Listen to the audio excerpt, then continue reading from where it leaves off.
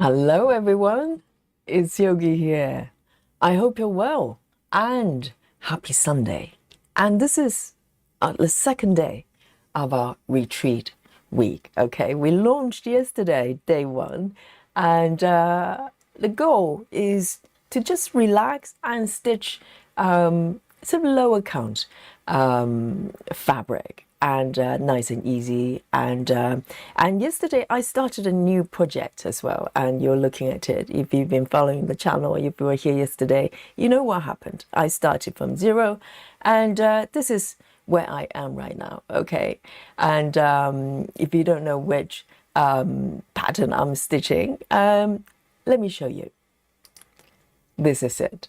Okay, and this is a piece of artwork by a lady called, what's her name? Karla, Gerard. Gerard. I probably butcher her surname. I have no idea. But she's got a very sweet and distinctive style, really stylized. And I just fell in love with this piece. And this pattern is from Stitch is So Beautiful. And if you're not familiar with the company, have a look at their website. They've got some very, very beautiful patterns. And so this is my new start for the 14 counts. And for this week, I am going to stitch exclusively 14 count projects. I have 4 other projects in my rotation, so I'll see how it goes. But this is my new start. I want to stitch for at least one more day and see how it goes. Yesterday, variation is the spice of life, but I'm really into this piece right now. And let me show you my progress here. You can see on my fabric, and I started from the upper left like a good girl. Okay, and I decided to go for typewriter method, and I think it's going really well. And if you don't know what typewriter method is, I'm going to explain a little bit more later on. Okay, so this is where I am. This is a small. Okay, so for Stitch is So Beautiful, majority of their patterns do come in different sizes, just like Heaven and Earth. And this is kind of the equivalent of the mini, maybe slightly smaller than sort of regular minis from Heaven and Earth. But the size is not important, is how well the chart is designed. And this chart, let me show you. If I draw your attention to the bottom left, not bottom left, the left side panel at the bottom there, it has 110 colors. Okay, so for a pretty small area, which is 250 by 200, it's not big in comparison, and it's got 110 colors. So you do the math, there are a lot of, color changes happening within this area. And yesterday alone, I have crossed 0.5%. Not bad, not bad. 0.53 at the moment. And right in front of you, I am going to start a new sprint. And this is going to capture all the stitches I'm going to be making today. And at the end of every stream, I share a number with you, okay? My goal is not to stitch as many as I can. It's never my goal. But I enjoy, finding out how many stitches I've done and how slow I am, which is always a surprise every day. But some days I do. I stitch a little bit faster depending on the project and the stitching method as well. So it's really, really interesting every day. Every day is different. And of course, I want to say hello to all of you. I hope you're enjoying your retreat week so far. And yesterday we did a spot of yoga as well, and we're going to do it today. And for the remaining retreat week, we're going to have a spot of yoga every day. So it's I'm looking after you, your stitching and your body and your mind as well. It's a whole package. Okay, and I want to say hello to Rajal. Rajal says, hello everyone, happy Stitching Sunday. Indeed, I have to remind myself every Sunday, because for me, weekends are more, actually more activities, busier as a a yoga teacher. So it doesn't feel like Sunday like most people will feel, but I love the fact that everybody's so nice and relaxed and have time to stitch, you know. And Janine as well says, hello everyone, working on my 16 count bunny farms tonight, obeying the rules today. Good girl, Janine. And Janine has been doing yoga yesterday as well. Very, very good. Model stitcher here. And Clara as well. Clara says, hello to everyone. And indeed, hello to you, Clara. And Clara has got a lot of exciting projects since joining this this group as well. We enable each other in the most positive way. And Susan is here as well. Hello, hello. Well, great to see you. And Linda, is it Diamonds? Yes, Linda Diamonds is also here as well in the chat. And Heather House, hello, hello. And let's have a look. And Suzanne as well. Amazing. Suzanne is here. And Suzanne has recently started the Floss Tube channel as well. So definitely check out her channel. The channel name is different, isn't it, Suzanne? Is Spinning Yarns or something like that? Sorry, I'm terrible. Something like that. And if you join our Facebook group, you can find out updates every time. Our floss tubers, in-house floss tubers upload or have new content. And BLT is also here as well. BLT is working on 18 count project. Yes, very good. Ooh, and here we go. There you go. I was talking about enabling, okay? And BLT right here saying, I'm getting enticed by Yogi's new pattern. I just love it. Isn't it beautiful? It's like a painting. It's a piece of artwork for sure, And I wouldn't mind framing this piece once I finish it in about 30 years, okay, BLT. And if you love it, grab it. Definitely. And Grace Houston is also here. Hello. Good to see you. Good evening. And Daria as well. For Daria's good morning over there. Or good evening, everyone. Exactly. Everybody's from different time zone. And also Michelle Fuller. Lovely Michelle is here. And Belinda as well. Great to see you, Belinda. And Vega from Japan, isn't it? Haven't seen you for a while. I think Vega was here yesterday, weren't you? And welcome back. And Kathy as well. Great to see you. And Samantha. And Samantha is coming in the side door and working on Crochet Shrug. But soon we'll be working All Seasons Flower Shop on 16 counts. Yes, a little bit of side quest. Nice. You know what I've been doing a lot the last couple of days? Well, since yesterday, really.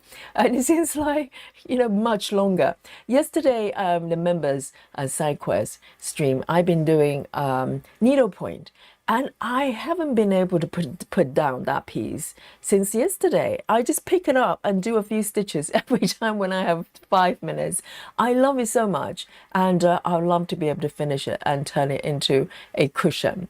And we also have Jackie Turner. Great to see you.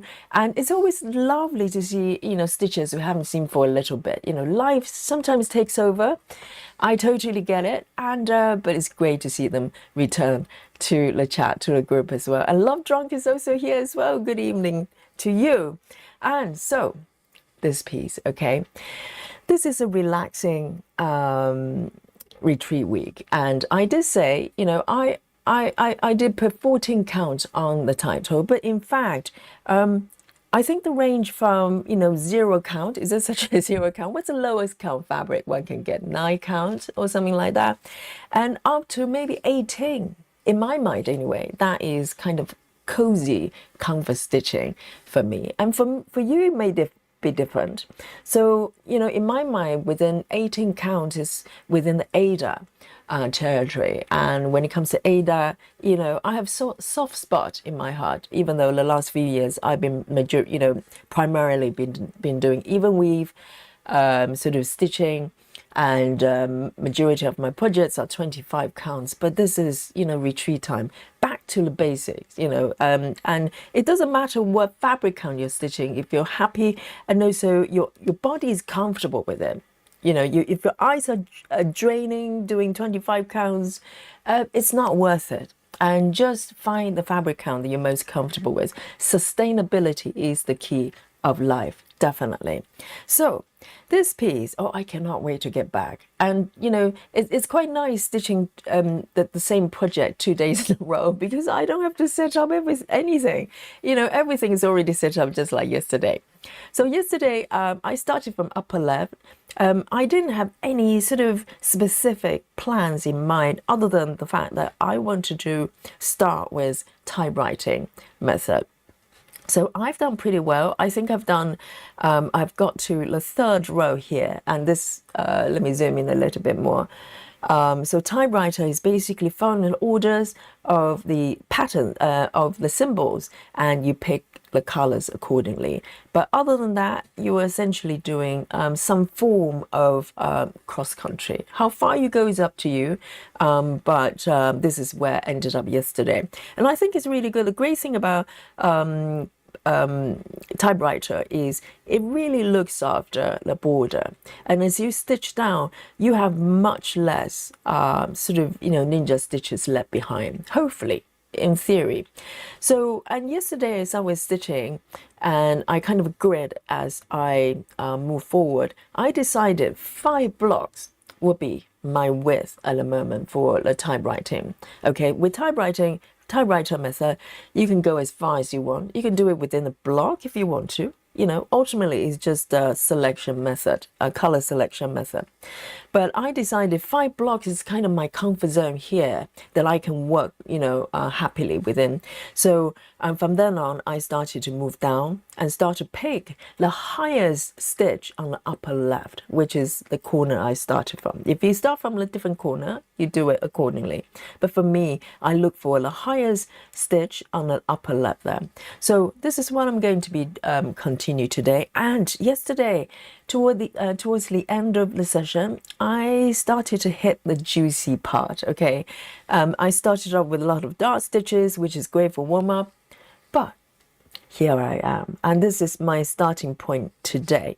So let me bring on my work mode here for you, and so you can track all my mistakes. As usual, the chat, you know, is watching very carefully, so if I ever make mistakes, instantly I get alarm bell. So with this piece, 14 count Ada, and I'm stitching with CXC. So far I'm very, very happy, and the only issue with my CXC is I do not have the first 35 colors. So for the first 35, if I do come across them, I'm gonna cheat it and hack it with DMC. Other than that, it's CXC through and through. Okay, so guys, let me know what you're working on. Okay, and you know, if you, it doesn't matter if you're not working on 14 counts. Oh, these two I've already done. I did not mark them, did I? And already I've earned 2 stitches, free stitches. These two, can you see that? I did them yesterday, the final ones, and I always forget to mark the final ones. So I've already earned 2 stitches without doing anything. And here, so I'm going to move to the next one. So I'm following the order of the symbols and without deviation. Okay, so this is how typewriter works. And I'm using size 26 needle. 741. This is a nice and bright color. I love it. This is a great start. 741. 741 is a bright orange. How wonderful. We're never happy, are we? If we're doing air stitching, we're craving for, you know, even just a couple of 310 stitches. And when you're doing a lot of dark and brown, you're just craving for something bright. Never happy, never happy. Let's have a look. Okay, Suzanne says it's spinning yarns designs. Okay, so the channel started ages ago, but Suzanne is recently returning with vengeance. Okay, and Suzanne has so many tips and tricks to offer for apps, for stitching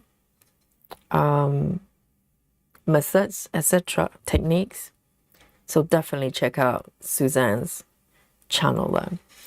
So let's have a look. I'm going to just move it closer to me a little bit. And so following the order, this is where I'm starting today. And once I establish the first stitch, I can go wherever I want. So in this case, guys, if you're familiar with Typewriter, look at this chart here. So I've got this stitch here, okay, and then I am allowed to follow the stitches to the left, to the it's almost like a circle. Am I allowed to come all the way up and stitch the one that's 2 stitches away? Because in theory, it's breaking the rules. In theory, if you have a gap, you know, if the stitch next to you is a different color, you stop here. But in this case, it goes around a circle, and the last stitch of the circle comes up about 2 stitches away. Do you think I can break the rules? I don't know. I know you're going to tell me that you can do whatever you want, but I want to know where, you know, what the rules are. Lynn Burgess, hello, says hi Yogi and chat. You know, I'm not at home, so knitting is what I'm doing this evening. Oh, nice. So is it like a, you know, on the go project that you take with you? Yes, majority of us, is interesting, isn't it? Majority of the stitchers also knit or crochet as well. It goes with the territory. And I was quite surprised to find yesterday that some stitchers are not aware of needlepoint. It's lovely. It's very relaxing. I love the simplicity of it.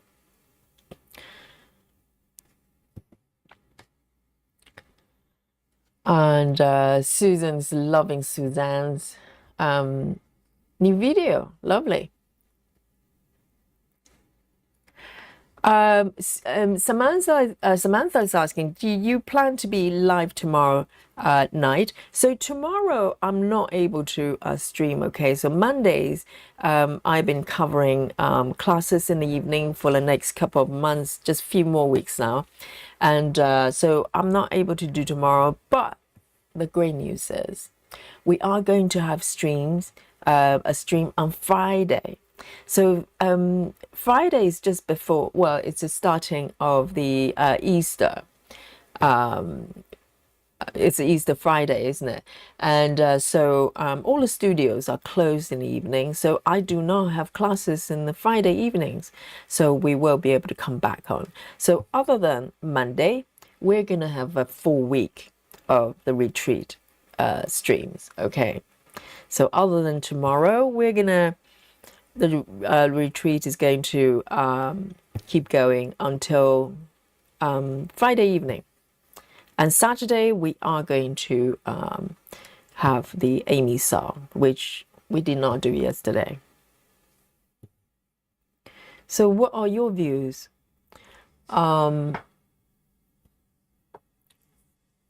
Break the rules, Susan says. Susan says, break the rules. Yes, I kind of feel a little bit silly if I just leave that stitch out, just for the sake of it. You're quite right, Susan. I'm going to break the rules from time to time. Okay, so times like this, yes, I think not breaking the rules will be slightly, you know, silly. Okay, I have Susan's permission to break the rules. I'm very happy.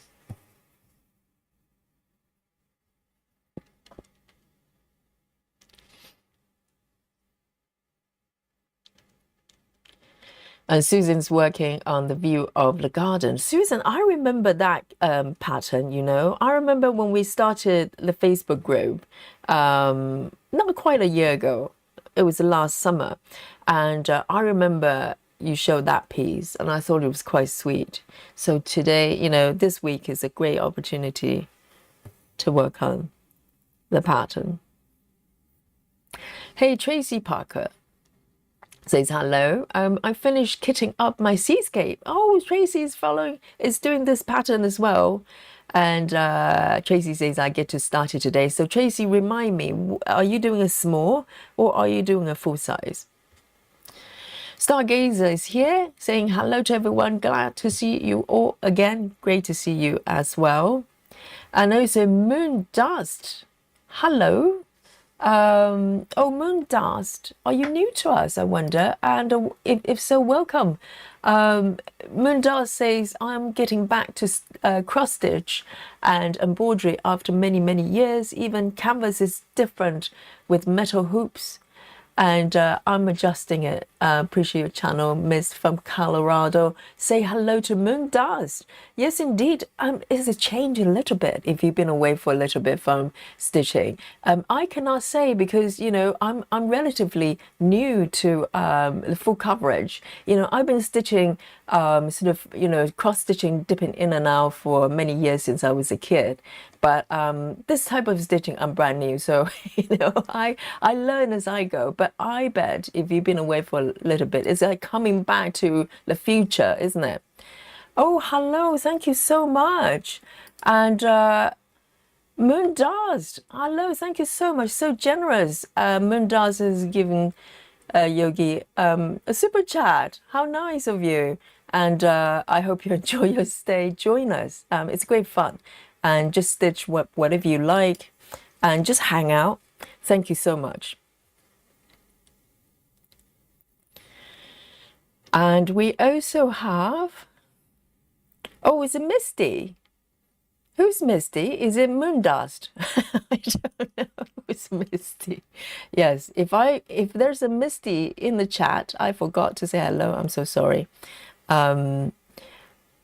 And Jackie Turner says, I do typewriter method and go across the row until my thread runs out. And if nothing, the row cross, I part below if possible.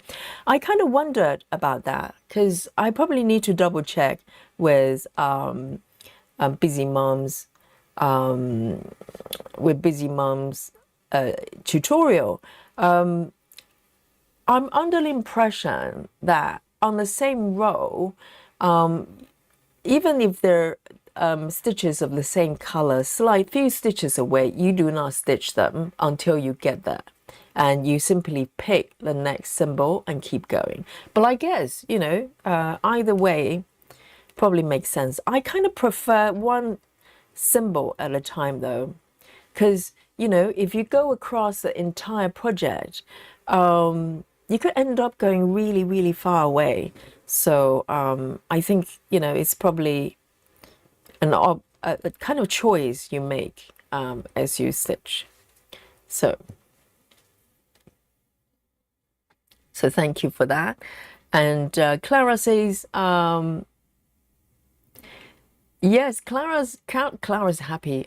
Yogi is going to be here on Friday. I know. I nearly forgot, because they will give they normally give you some updates of the timetable, and very often, sort of festive times, the classes in the evening they tend to pause them because people tend to have more activities in the evening.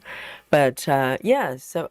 I looked at the timetable and realized I don't have classes on Friday evening, which is very nice because I have not streamed on Friday evenings for a while. So it would be quite nice to spend the Friday night together. There you go. That looks exciting. I like it. Here we go. So following the rules, I'm picking the next symbol here, okay? And there's a sense of anticipation of what the next color is going to be because I don't know. If you're doing cross country, you pick the colors you like, don't you? But, when you follow the rules, the decision is taken away from you, which is kind of nice because making decisions is taxing sometimes. And that's why people like to have a system that kind of do it for them. And this one, I'm going to find out what color it is. It's quite fun. Oh, this is almost yellow, isn't it? 444. 444. It's very yellow, very yellow. And you know, if you're returning to cross stitching, nothing better than you know, a wholesome 14 count project, you know, to ease you in. So I don't know what type of projects Mundas was stitching before, but 14 count and a retreat week is a great entry, great way to return.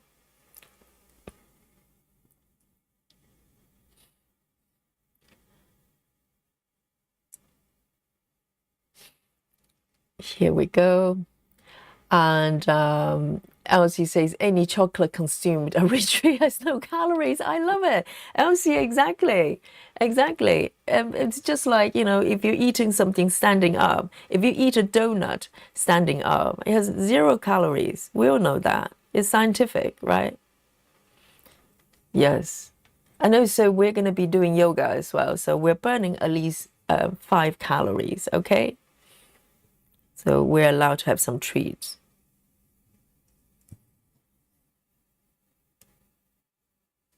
So there are 2 stitches here.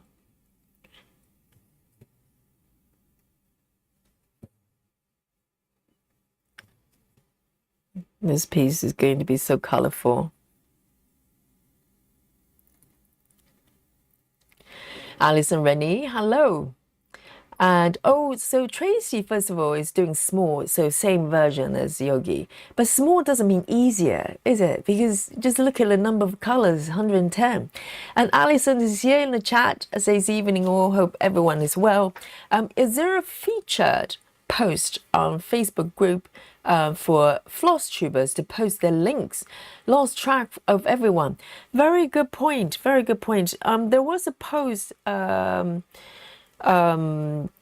sort of posted before everybody kind of put their names in. It might still be under featured. I'm not sure if I pinned it. I might have, but if not, we can start a new one, don't we? We can start a fresh one if anybody wants to volunteer.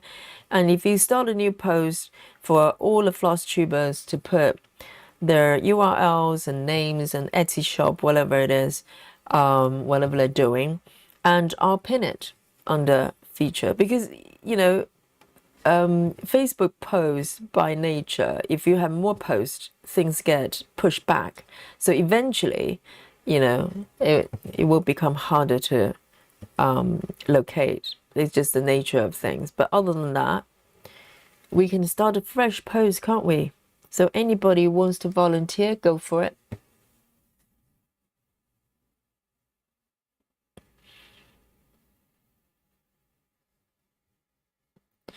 And Nico, Sphera, hello. Nico, I think you're new to us as well. Welcome. I'm trying to find you on... I'm trying to find you here. Yeah, say hello to Nico. Hello. Well done. And Dragon Lady's here. Good afternoon, says Dragon Lady. And good afternoon to you as well.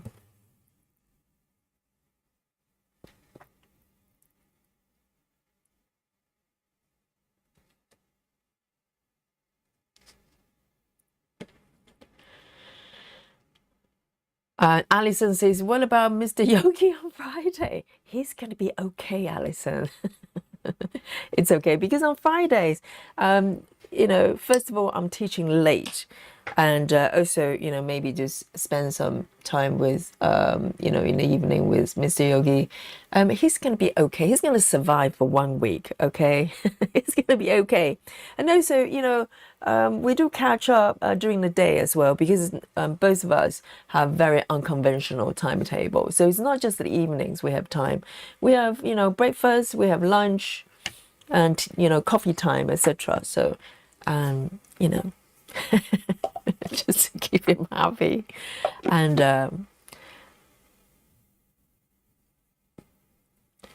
hello, Nerdy.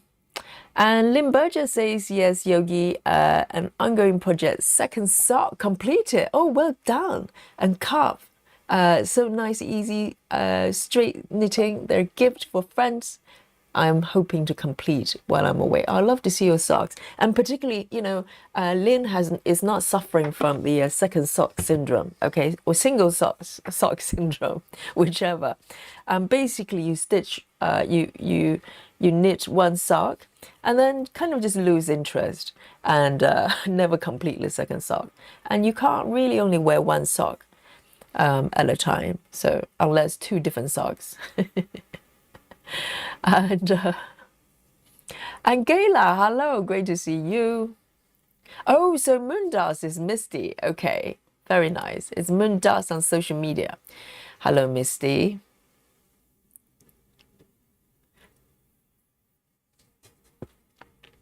Right, next one. And it's going to be this little one over on the second row. And I think, okay, I've got 3 more stitches on the third row. I'm on the third row. And every color is a surprise. Oh, this one, there you go. A single stitch of a color. And this color, look at my app there. This color only has 67 stitches of the entire piece. There you go. This is what we're dealing with, okay? 67 stitches, but only one here. Very important stitch. I'm going to show you what color it is. 740.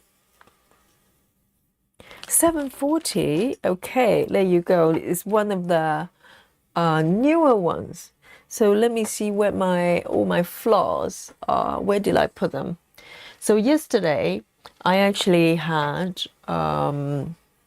let me find them, because I reorganize things and they've all gone somewhere else. Yesterday I did have a whole bunch of flaws. Sorry, I'm just looking for the flaws I had yesterday. They were here yesterday. Where did they go? Because there are quite a few colors I do not have on my master set. So I do have a bunch of flaws I picked out already. Where did I put them? Hang on. Oh, totally organized, aren't I? I did put them somewhere. 740. So if I can't find it, I might leave it for now, because it's just one stitch, isn't it? 740, just one stitch. And I will find my floss in a bit. Where did I put them then? It's mysterious. Okay, I'm going to leave that stitch out, okay? So slight rule breaking there, but I cannot find my floss there. So my little cave here is like Bermuda Triangle. Things just disappear and reappear, just like my magic duvet. And Self Stitching, hello from what club? And do not worry, we keep you company, okay? I'd like to know where all my floss have gone. They were right here. I did not move anything. It's mysterious. I think they've just probably transitioned into another dimension, and they will come back.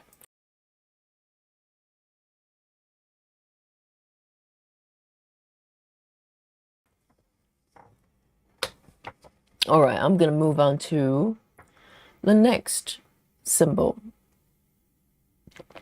Wait a second. And this one, 470, hopefully I have it. 470.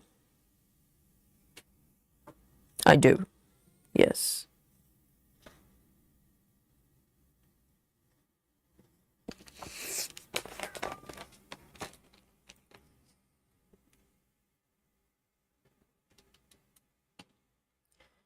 Nerdy says, do you have any old finished project to show us one day, maybe from before your full coverage addiction? Do you mean like any finished pieces? Other than very, very small ones, I do not have anything kind of, more substantial completions that I can show necessarily. I'm kind of known for not finishing anything, so you will get used to it, okay? And so I may have a couple of samplers. They're close to finish, or maybe even finish, but they're very small, and they're from years ago.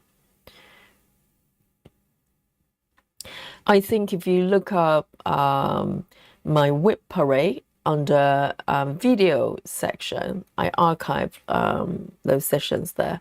I did show some earlier pieces, kind of, pre full coverage stitching, samplers type of things. So those are the only ones I can think of.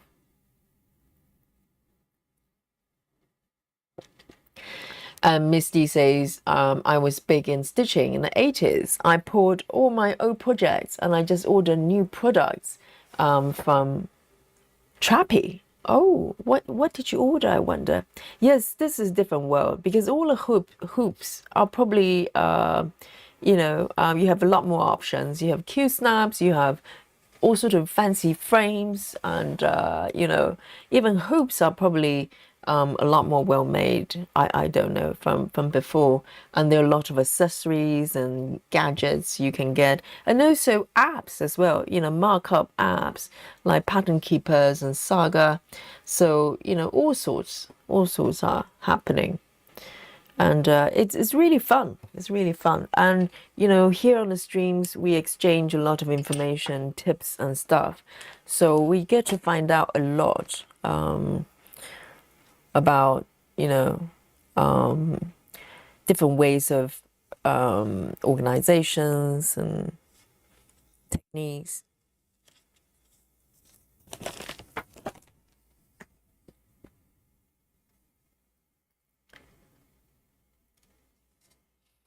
And Laura, hello, Laura. Laura says, hello, working on mini cat nap today. Wonderful. And Amanda is back with us, says, hello, I stitched until 7 this morning. Really? Overnight. And I just woke up. Turned this on and started stitching again. Isn't that lovely? Yes, that's what retreat is about. You stitch till you, cannot stitch anymore. You go to bed and you get up and you start stitching again. Wonderful, Amanda. You're doing really well. I know this is all about doing things we love. And wonderful. And this one is my next, and this is 471. I do have one threaded already.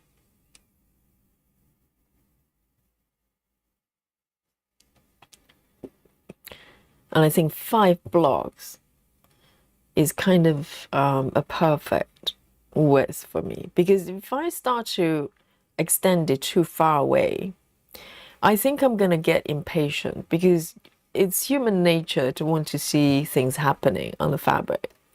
And if I just keep going, along the border, which is quite fun to do, but at the same time, I probably start to get a little bit impatient. I want to see what's happening below, So I think 5 blocks is just perfect for me.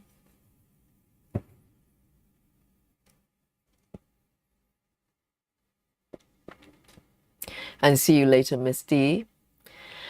And Nico says it's already after 10 p.m. So it's time for a good night's sleep and spending time with you. Do you mean, are you going to sleep on Yogi already? Yes, it happens a lot. It's a story of my life, okay? I get it. I get it.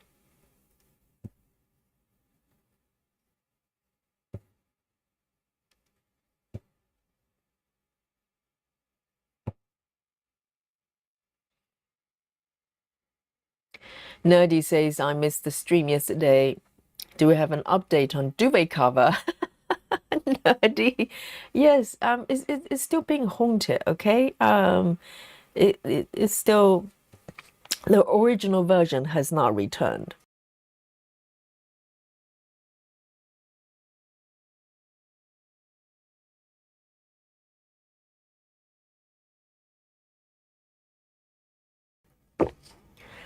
Let me just have a sip of coffee here. Oh, it's so nice. And Joyce, hello. Good to see you. Hope you're nice and relaxed.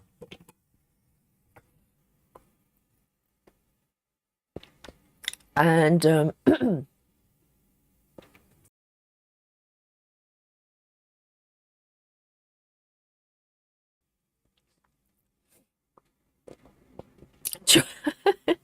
Joy says, I think that the missing floss is in the duvet flap. Joyce has been. Joyce is up to date with the duvet situation. Okay. Yes, I think the floss has also disappeared into the same dimension as that piece of flap on my duvet. It's so strange because I have not moved anything, literally, on my desk, and now I cannot find a whole bunch of floss. Well, they are going to appear normally, Joyce. You know how it goes. If you stop looking, they reappear. Okay, they just get bored and go, all right then, here I am. But if you keep looking, they just go, huh. It plays tricks on you. I know how it works.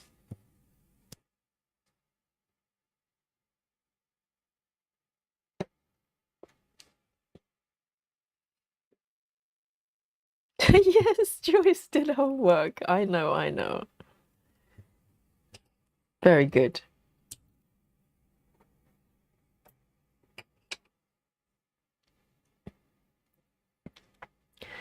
I know, the magic duvet syndrome. Magic or haunted? You pick one. Michelle says they're with a missing pink fabric. Can you imagine if that piece of fabric came back next week, let's say, and along with my floss as well? I'll probably need to move immediately. That's too spooky. How strange. They just disappear. And Clara says Dolly took the cards. No, they're in sort of loose scans. So those are the ones I have not got on my master set. So I just put them on the side. And my plan was to kind of just add them bit by bit, as I need them. And now the whole bunch disappeared. How strange. Yes. Literally, where can they possibly go? I have no idea.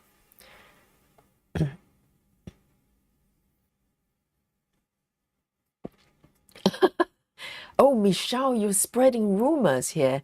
Okay, I don't think it was Dolly. She's too sweet. I think it was Lily. That would be truly haunted, paranormal, because Lily has not come into the house. And if she's able to do that, make that happen, that means she's got some sort of telepathic power that she can move things without physically do them. Then I really have to move. All right, then, just one stitch there. The magical stitch, A98. And this one has got 531 stitches overall, which is on the higher side. A98. Okay, very nice. I have it.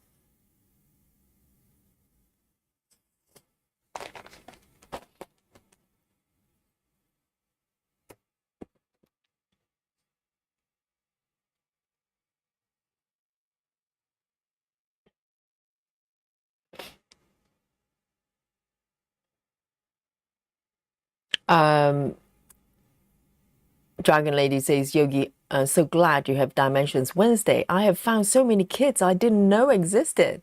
Love the classic geisha.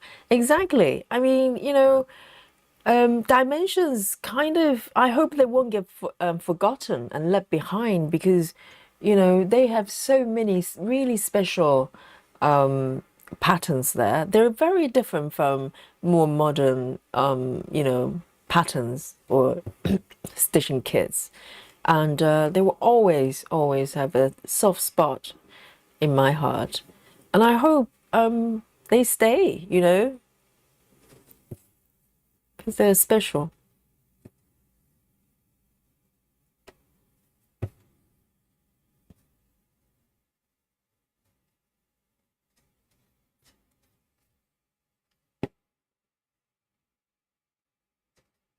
There.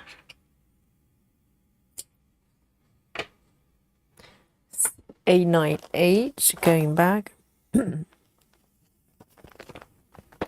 me just have a little look here. They can't possibly just disappear. It doesn't make sense. I refuse. I refuse to believe that. Let me just have a little look here. They've got to be somewhere around this desk. I think, logically.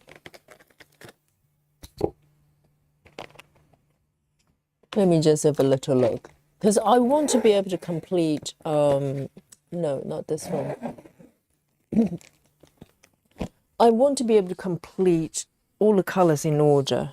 I know I can just leave that stitch behind. Or maybe I can fudge with DMC.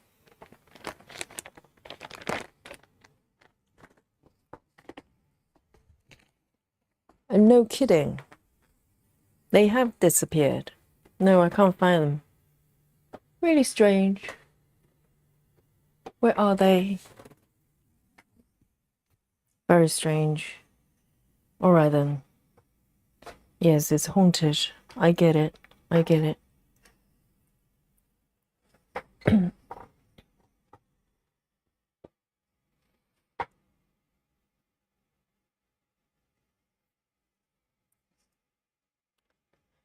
Hello, Lizzie. So this one's done.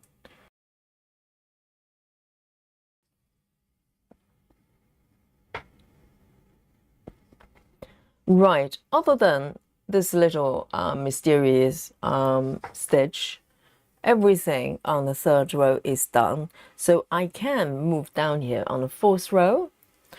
Very exciting. And I think this color is 3346, only 2 stitches. I could technically take the stitches down here as well if I wanted to. 3346.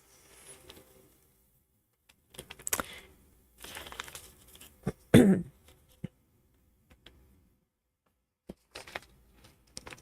we go. It's a green.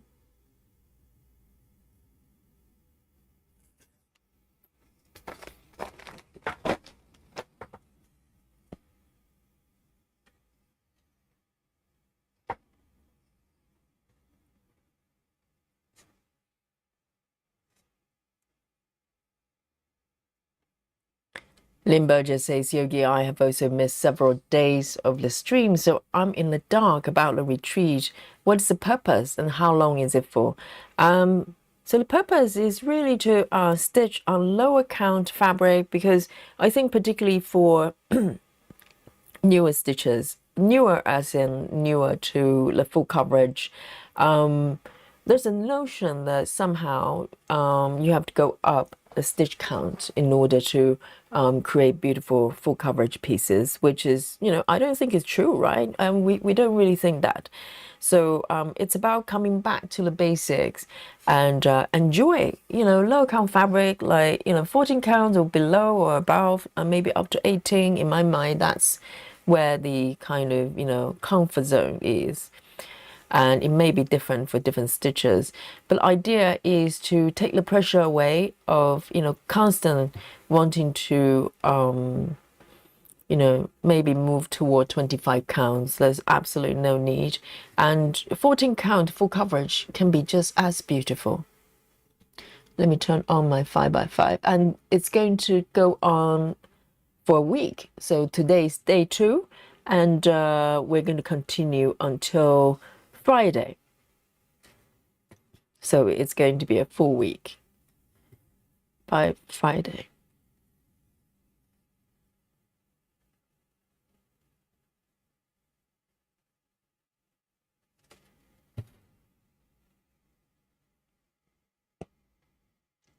Jeanine says, I don't think the pink fabric isn't lost. I think Mr. Yogi got sick of...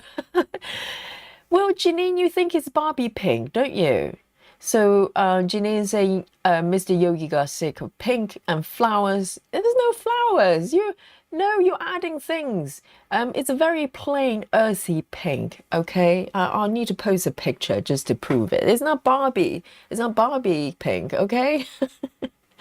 And oh, do you think it's in the bin? Oh dear. And the flap of fabric is not lacy in any shape or form. Okay, so it's just a very dignified piece of fabric that's decorative and quite nice, and it's been there for many years. Okay, guys, I cannot emphasize more. It had been there for many, many years, and now the universe is trying to convince me that it was never there.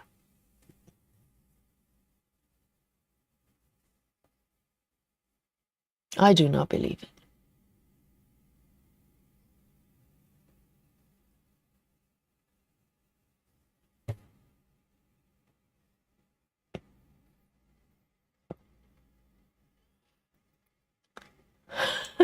Choice is a theory. I'm too scared to listen to it.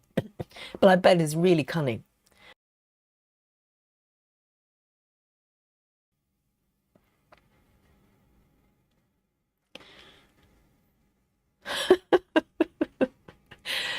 Well, Joyce is now saying it's, I was imagining it. It's not a matrix, there's no flap. But Joyce, have you heard of the glitch in a matrix? It happens. It actually happens. Things that was always there, and suddenly, we kind of transition into a different dimension for whatever reason. And that dimension, things are kind of similar, but not quite the same. Dun, dun, dun. The glitch in the matrix. We're witnessing it, okay? Through my duvet. It's very profound, very profound. So I'm just taking care of those loose stitches. It's probably a good idea, because these are the stitches that we need to start and stop quite a lot.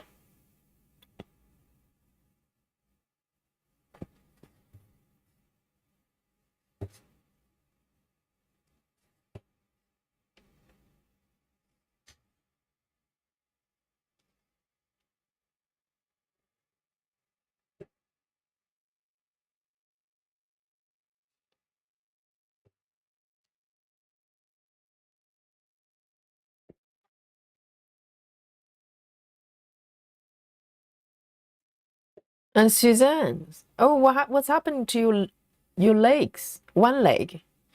Is it being stupid? What does that mean? Does that make it harder to stitch? I hope everything's good.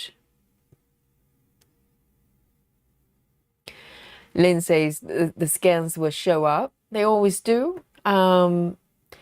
And there with the missing needles. Oh, I see. I see. Maybe I need to look behind the sofa. Normally, if you're looking for anything missing, it's normally behind the sofa or between the cushions.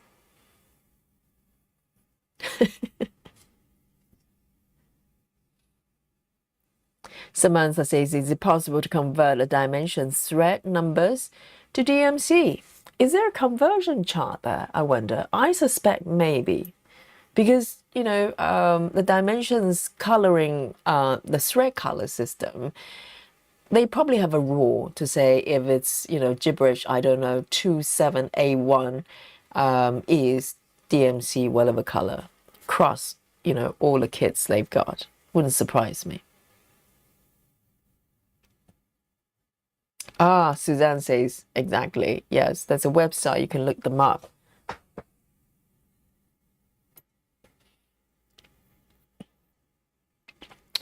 Oh, yes. Joyce has a theory. Joyce really, went deep with the duvet situation. And Joyce is Could there be an extra seam that was sewn to either to make decorative flap, or could it be ripped out to gain extra length? Oh, I know what you're saying. The seam could have been washed out. No, because if that happens, the top part of the duvet would be larger in some way, right? In theory, if the flap was, basically they fold over the fabric itself to create the flap. I know what Joyce is describing, but no, it's completely smooth. It was just nice and flat, no trace of any seams and stitches whatsoever, and there's just no chance that piece of fabric would just fall off. No trace, no trace. All right, the next one. I am coming down here and pick my next color.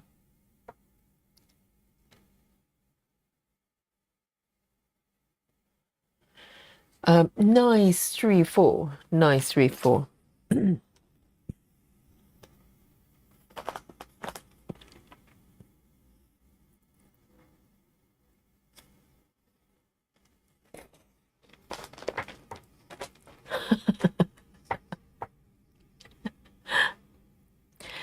The universe is mysterious, guys. One day you could be here. Next day you could be vanished behind the sofa. Cherish the present moment.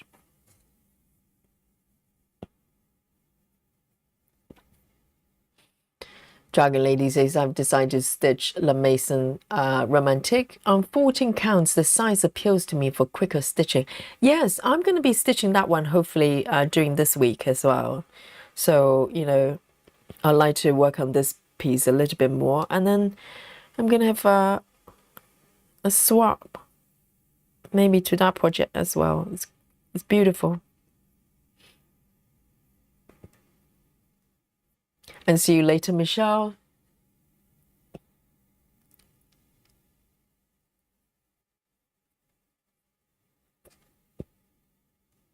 Just one stitch here.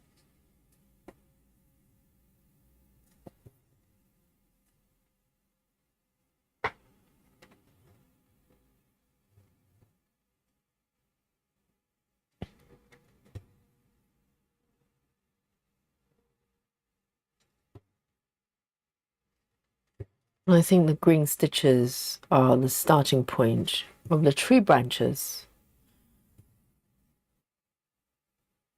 and leaves, actually.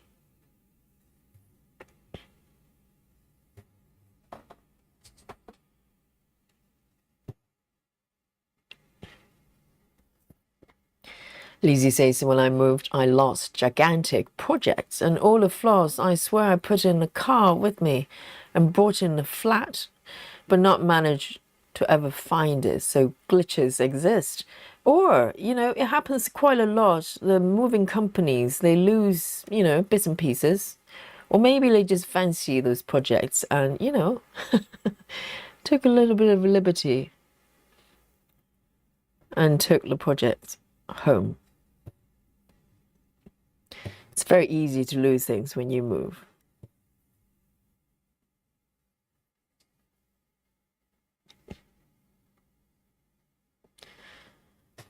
And I'm going to move over here and continue with this color. Why not?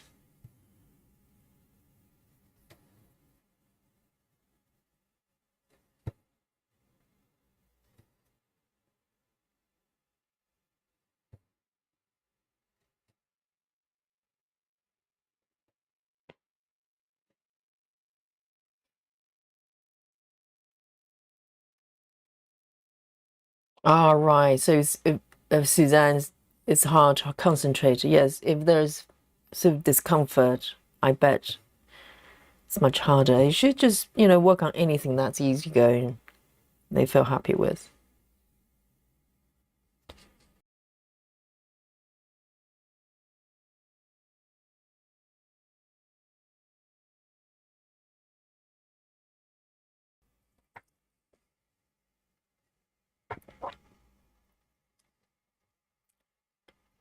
Lynn says, Yogi, that's a lovely gesture to help stitchers to get some relief from their higher count fabrics. I'll join in at the end of the week and on an ongoing 14 count piece. Yes, and also Lynn, I'm kind of curious to see, because I've been doing full coverage for the last few years and mostly, 25 counts. Hang on, just give me a sec.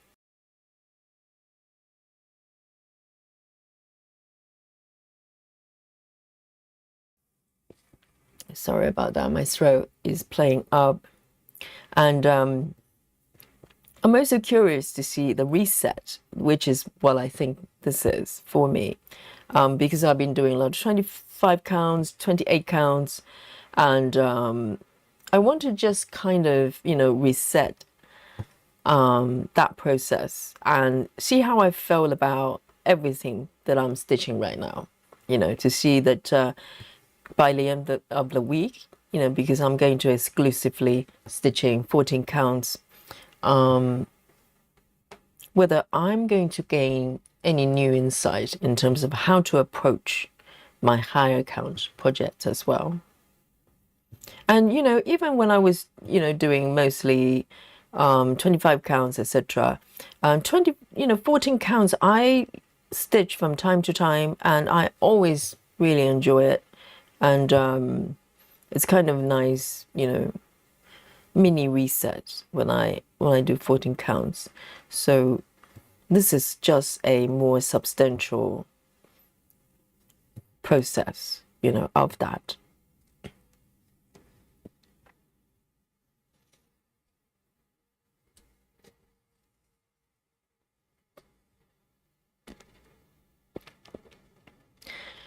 Joyce, very good point. If you're moving, and yes, definitely, if you can sort of, have keep a sort of a close eye on your webs, which they're important to you, very personal. So you don't want to lose anything. It's only 2 drawers. I know. Joyce, that's a story Joyce is sticking to, okay? Only 2 drawers. But each drawer, they're both bottomless. They have unlimited capacity for projects. But yes, only 2 drawers. The magic drawers.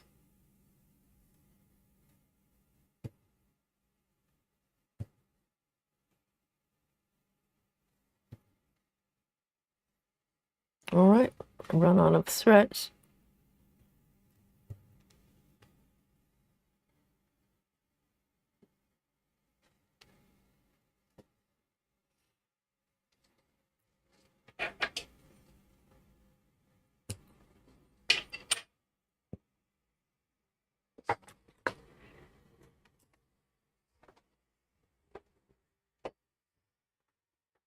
All right, next one.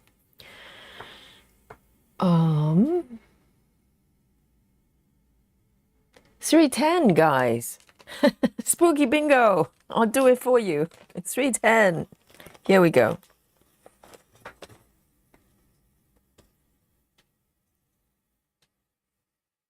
Let's see who gets the first spooky bingo with Yogi.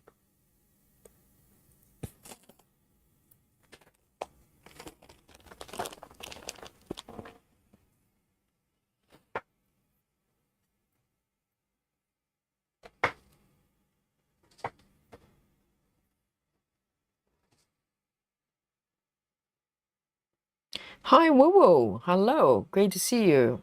What are you stitching today? Are you joining in to the 14 count retreat stitching?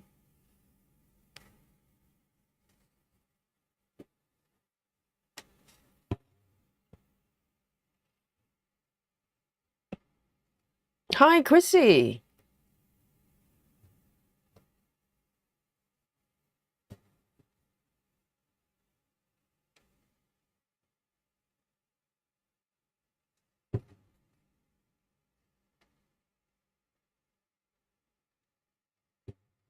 And Mandy Moran is also here as well.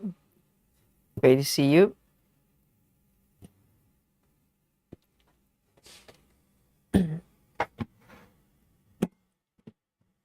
You know, I haven't given up. I'm still looking around for my for my flaws.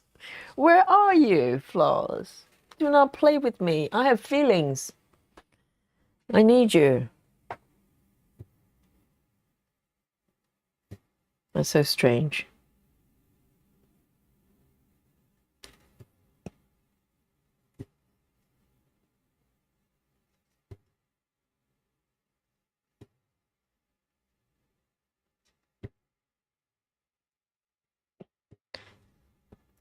So other than that one, okay, good.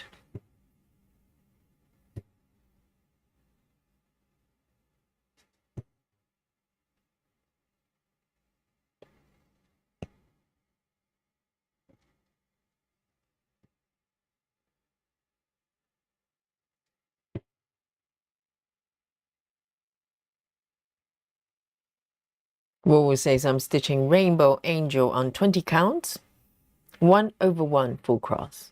Very nice.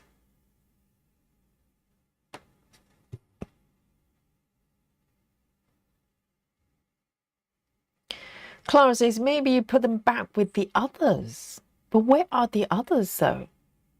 And Susan says, have you tried looked on the floor because they got knocked off? Yes, I've been looking at the floor for a little while because there's a whole bunch of them. It's not like just one single scan. Let me have a look. Let me check my CXC storage. But why would I pull them back though? Because I knew I needed them.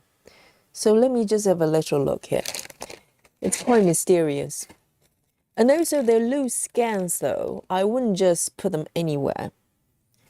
But I have not touched anything since yesterday. I literally just left my desk and came back today. And I wouldn't think Mr. Yogi would touch my things. He doesn't know what is what. He wouldn't dare.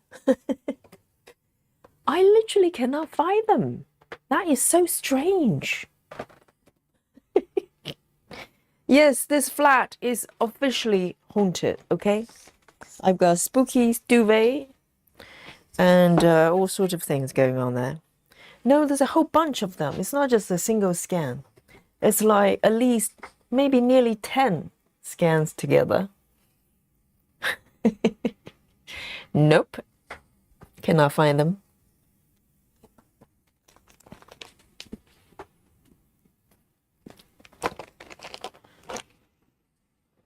There you go.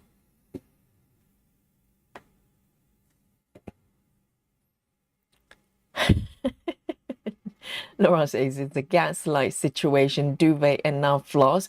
Oh, who do you think is gaslighting Yogi? There are only 3 people. Well, Dolly's a person, okay? Only 3 people in this household.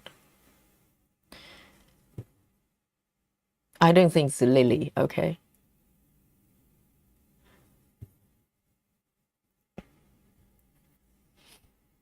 Hi, Lynn.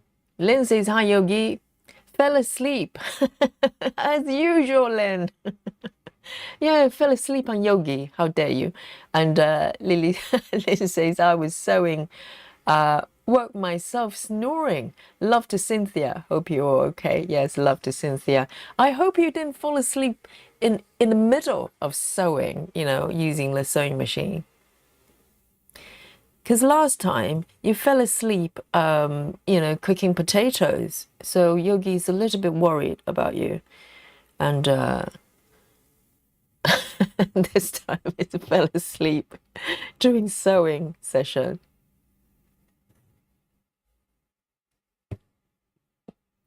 If you're making a garment, you probably end up with extra sleeve, you know. We only have 2 arms, Lynn. We don't need 3 sleeves.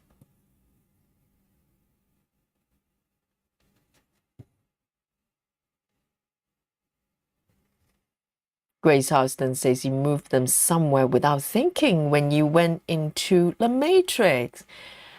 Oh, I see.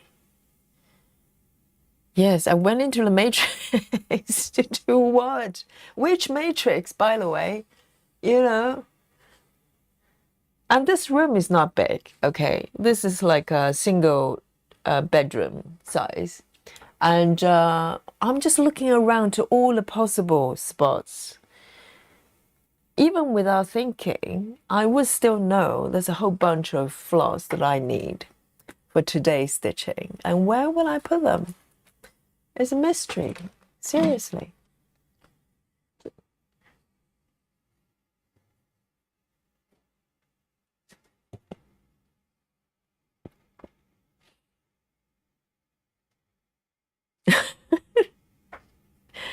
Joy says you've been hearing noises lately. Maybe the borrowers moved in. Oh dear. Do you think it's no longer a three people household? We have extra guests. It's truly haunted then. What we'll say is as long as you don't lose your chocolate. Oh, I have to check. I don't want to lose my chocolate. Oh, good job. Yes, I still have my chocolate. The chocolates are safe for now. For now. I cannot guarantee. Oh, do you think the squirrels? Yes, I forgot about the squirrels. Joy thinks the squirrels might play a part of this situation. Yeah, but my squirrels are very nice to me, you know. I give them premium nuts. And recently I've been giving them fresh coconuts as well that I got from the supermarket. So they like me. They wouldn't play tricks on me.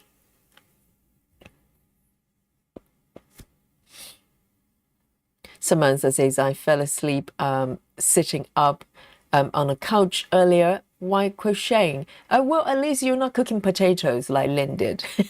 That's a little bit more dangerous.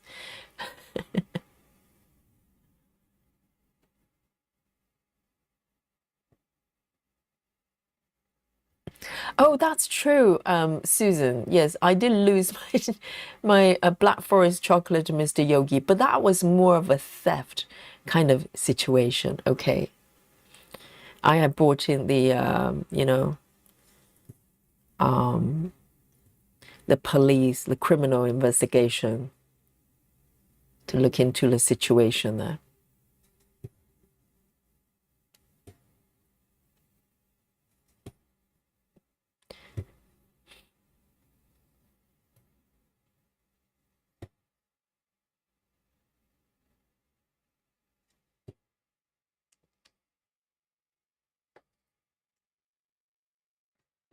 Okay, end this one here.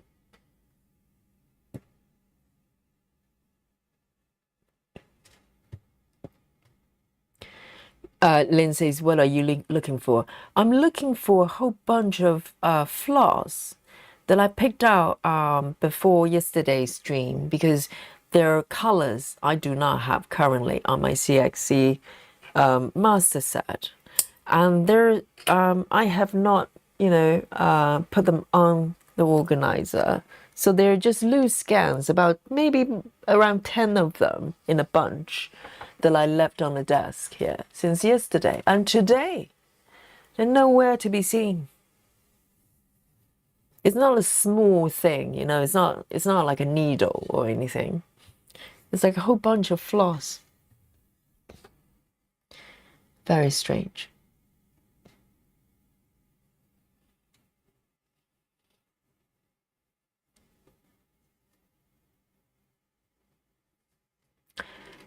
And thank you, Lizzie. Enjoy your evening, and we'll see you later. What we'll say is, holy cow, Mr. Yogi stole a chocolate now. That's bad. I know that was a test in our relationship. Can I trust him again? I'm not sure. We're working on it, okay? We're having therapy.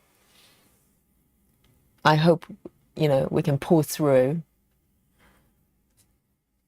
But if next time I come to you and go, well, now it's, Mr. Yogi less from now on, you know what happened. 550, 520, 520.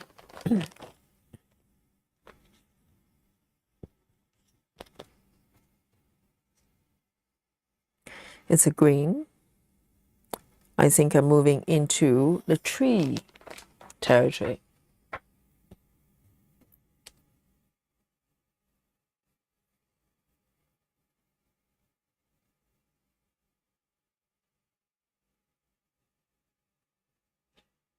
I know, can you trust a person that steal your chocolate?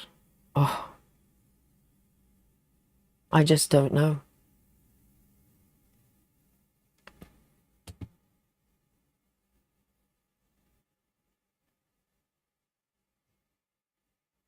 Ginny says cats do like to play with floss.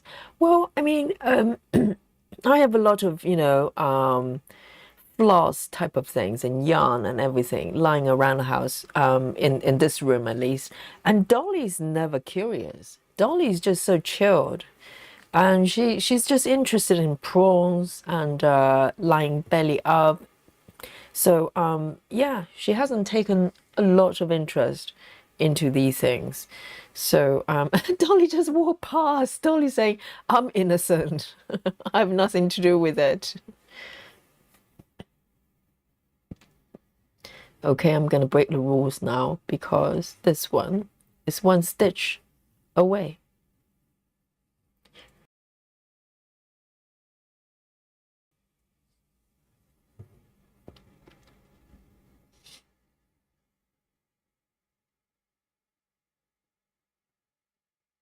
Lynn says, I'm going to stop watching. It's getting spooky. I know. And it's contagious as well. If it's, it's spooky over here, it's probably spooky where you are as well.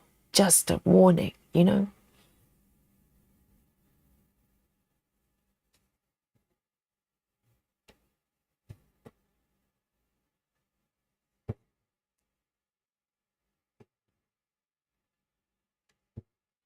Oh, this is so nice.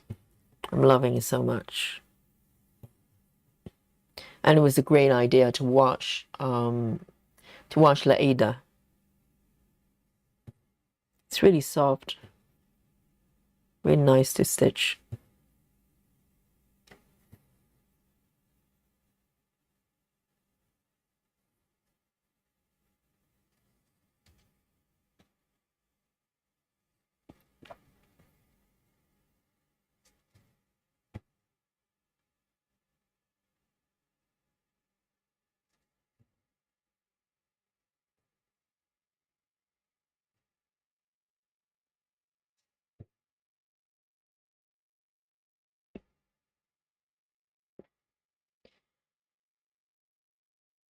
Laura says, Yogi could be secretly sleepwalking, buying duvets in the middle of the night. Buying duvets in the middle of the night. Is there a duvet shop that's open in the middle of the night? Like, late night, 24-hour emergency duvet shop that you can just walk in to get some emergency duvet.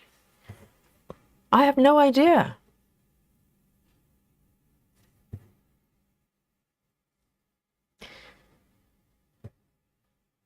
I'm slightly disturbed by the fact the theory is actually pointing back to Yogi.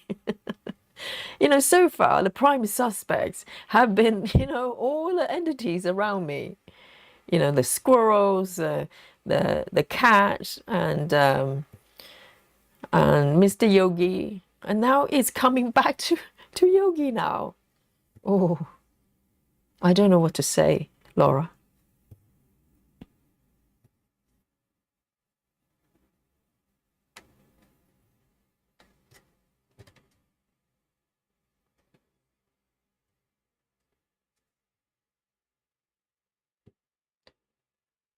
I'm loving this method, actually. I think it's working quite well so far.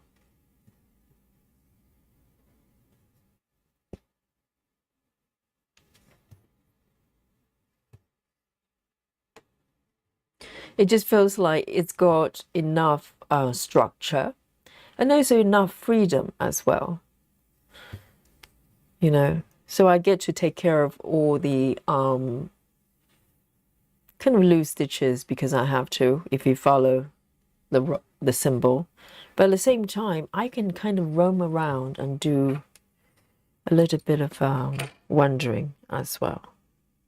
It's quite a nice balance.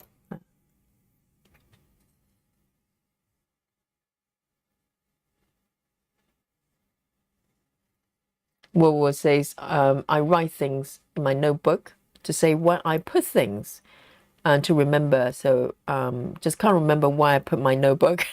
Exactly.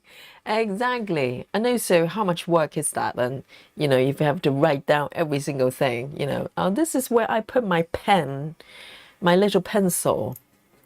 And this is where I put, you know, whatever. That's a lot of work. That's a full-time job, woo woo. And also, ultimately, if you lose your notebook, then, you know, what do? You probably need another notebook to capture where you put your first notebook.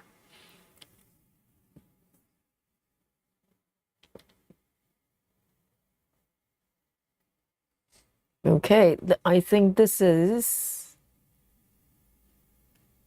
the next one. This one.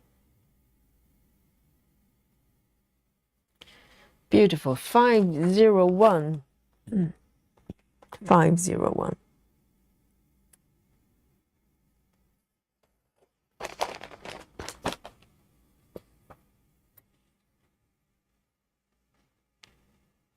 Janine says, "How did you watch the Ada?"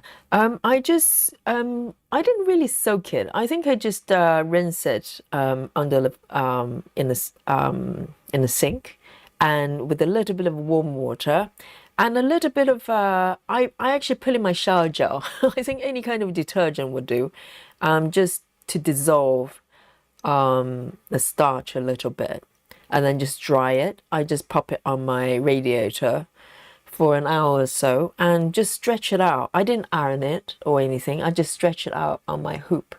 And yeah, gradually it just came back to be nice and smooth. Because before, you know, it wasn't so stiff that you cannot stitch it, but you know, washing it is definitely a good idea.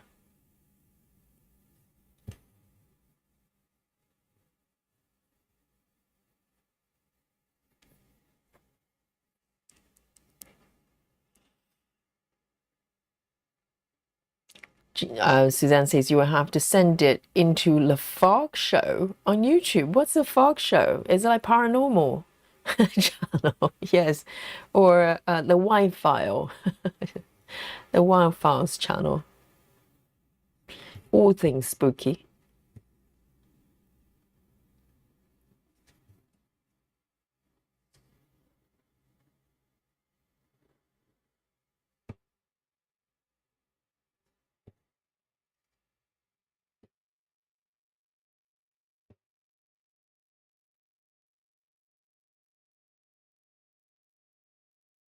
Let me see, which way do I want to wander? Gonna go over here.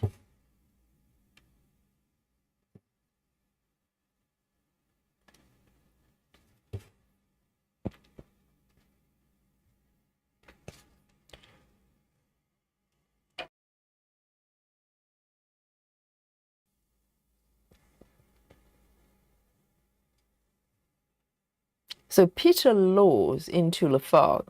Oh, I'm not familiar with the channel, but sounds like sounds like um,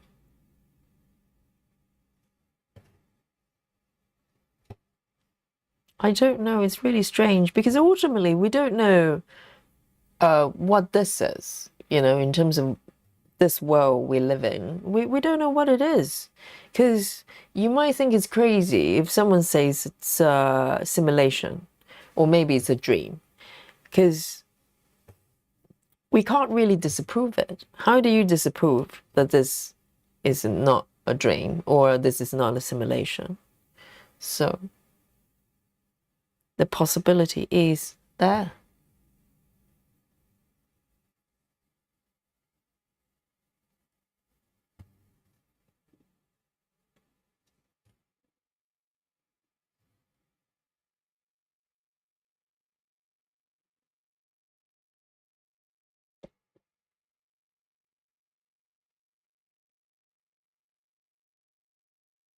Oh, Suzanne, so it's a creepy stories, is it? So we're not talking about just mysteries. We're talking about downright spooky things. Yes, the duvet situation is quite spooky. Definitely up there.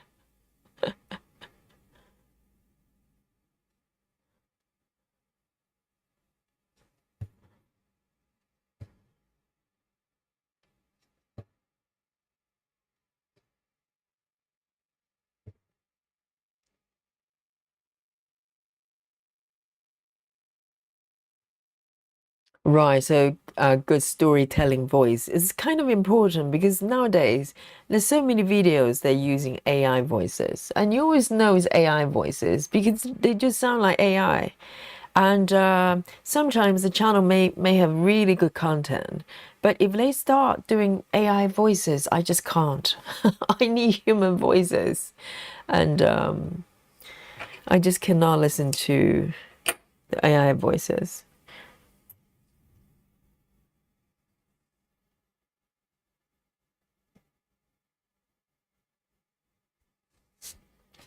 All right then, next one. So this is the fourth row. So I'm coming down here. I really would like to find my floss, you know, because that stitch is staring at me, going, hey, it's not done yet. 3/8/20, 3/8/20.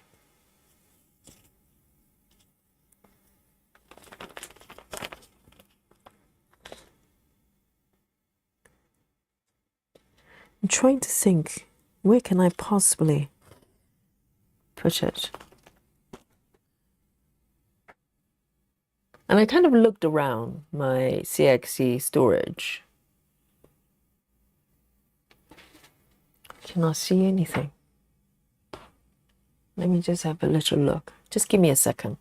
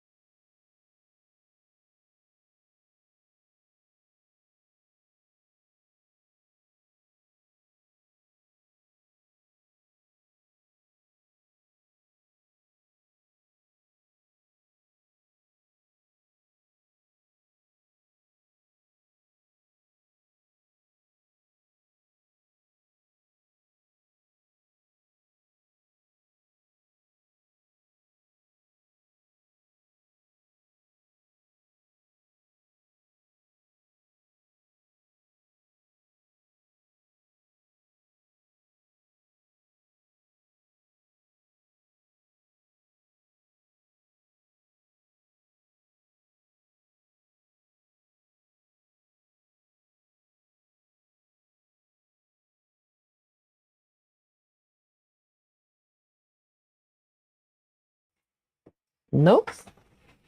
Negative. Um,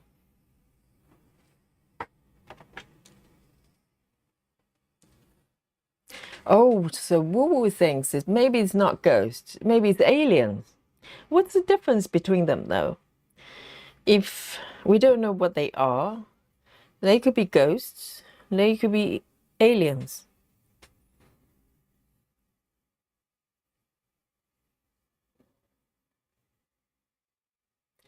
Janine says substituted with DMC for now, Yogi. I know I could, but I just feel a little bit sad. I don't know what happened to my floss. And also I came prepared, you know. I had the floss ready and a whole bunch just were missing.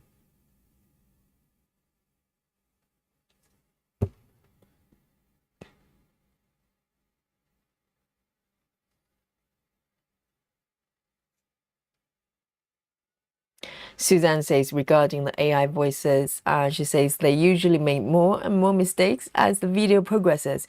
Yes, you can definitely spot because some of the voices sound quite convincing if you don't listen very carefully. But AI being AI, the voice is kind of flat and static, if you know what I mean. Because human voices we never say the same thing twice the same way. Doesn't matter what it is. because being human, there's variations of tones and volumes and whatever. But AI, they always come out the same. And a lot of things, very nuanced stuff, particularly names and names of locations. And there's certain things that AI does not prepare to read. So sometimes it comes out really funny because the AI is just not able to grasp what the correct pronunciation or whatever it should be. So it still has its limitation because language and voice, they're alive, So 2 stitches, that's it. This one.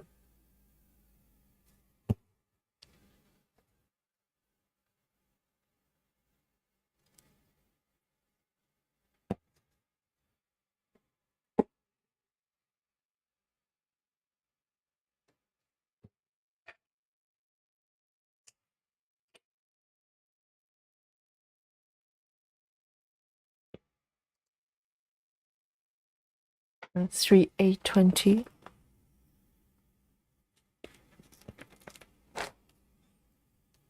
Okay, Susan says it could be alien ghosts.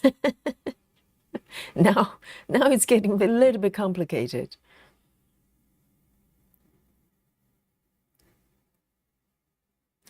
Hi, Carnation says just popped in. What's the name of this pattern? Where can I purchase it? Hi, so this pattern is from Stitches So Beautiful. It's a website, and it's called Festive Seascape, and it's by an artist called what is it? Karla, and Gerard. So you can go to Stitches So Beautiful. They do patterns, and just look up Festive Seascape, and you'll find this one. I'm stitching a mini version, just so you know. There are larger versions.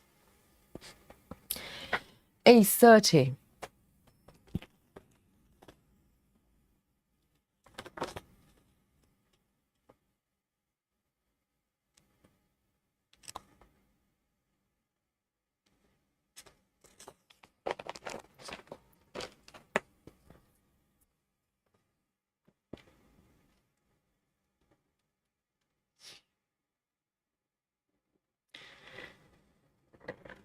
Joy says, AI voices or chatbots, they trigger an aggression in me.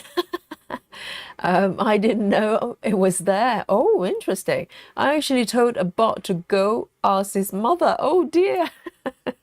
Oh, bots are so annoying because it's like talking to a brick wall. You try to reason, try to explain something that's a little bit more nuanced. It has no understanding. It just populates all sort of prepared script, and it just annoys the whole out of me. I think bots are even worse than AI voices. Yes, the bots are just, nowadays they have to declare now you're talking to a bot. I remember when I was a designer, and there were companies, large companies, they're trying to cheat users to think that they're speaking to real person without declaring that, hey, you're actually chatting with computer, and they try to make the replies as human as possible, but it just came out really silly. It's deception if you don't tell people that they're actually not talking to real people.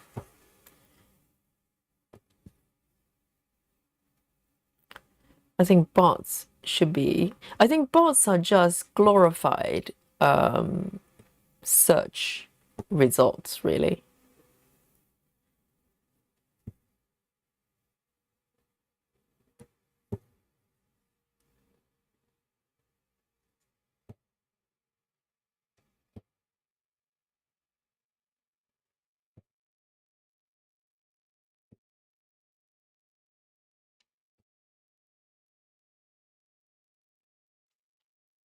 Janine says, see if you put that bag of floss near your other projects. So the problem is the floss isn't, they're not in a bag, not in a container. They're kind of just, I place them loosely on my desk, and that was that. That was yesterday. I was using them. So they're kind of, I cannot imagine where I could possibly place them and not know. It just doesn't make sense whatsoever. It's very strange. I'll let you know when I find it. It's probably somewhere really stupid. 380. That's normally the case. Maybe I'm going to find them in my pocket or something like that. Normally that's what happens.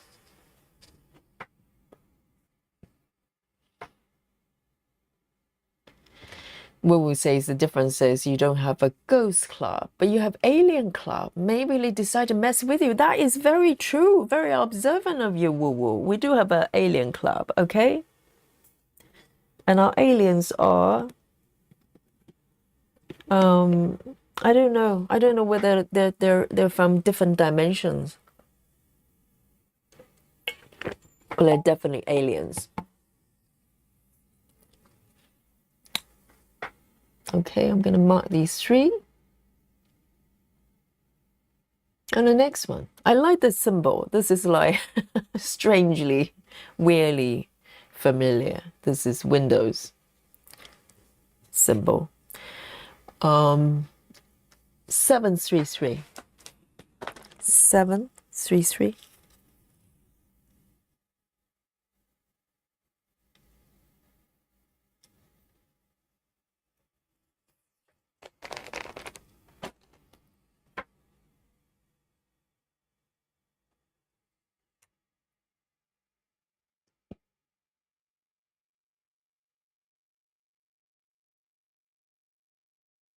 Hi, Stargazer. Stargazer says, Yogi, is it possible your missing scans were pushed away with whatever web you're working on previous to this project? Aliens can see, ghosts you can't. Well, that is very true. I knew we had a really smart chat here. Exactly. Aliens you can see, well, sometimes. Some occasions you can see. And ghosts, yes, generally you can't. And I'm trying to recall what was I working on before that, because normally I separate my flaws away from my webs. My webs are going into a bag, and my flaws, they normally, well, generally I don't use loose scans, only for this occasion. Normally I have my master set. And I'm trying to, oh, this is 1 stitch, okay? Just 1 stitch here. A very special stitch.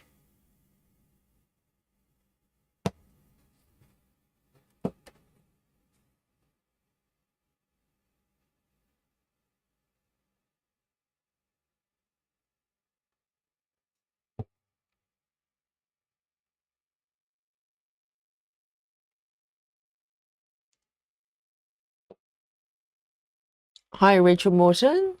Great to see you. Good afternoon.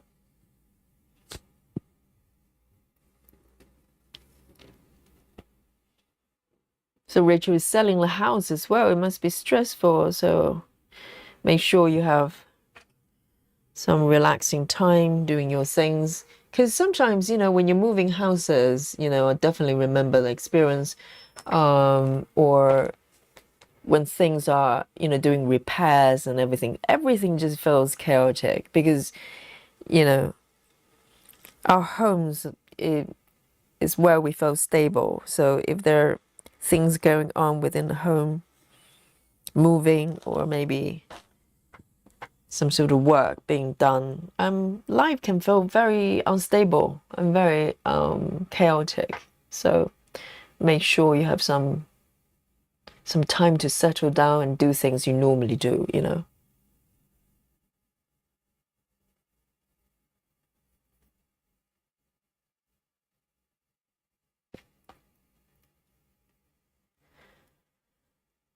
And see you later, Rachel. Clara says, now you need to go and look into your pockets. We'll wait for you.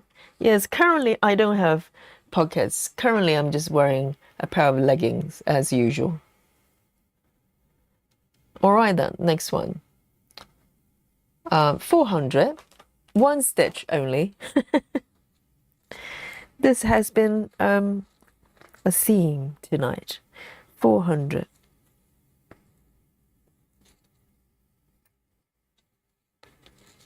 Single stitch.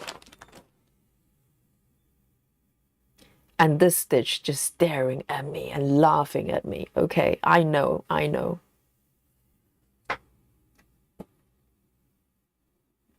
The stitch is going, hey, you can't find me. Because your place is haunted. Oh, Laura says, check your needle point. Oh, hang on a second. Give me a sec. Great point.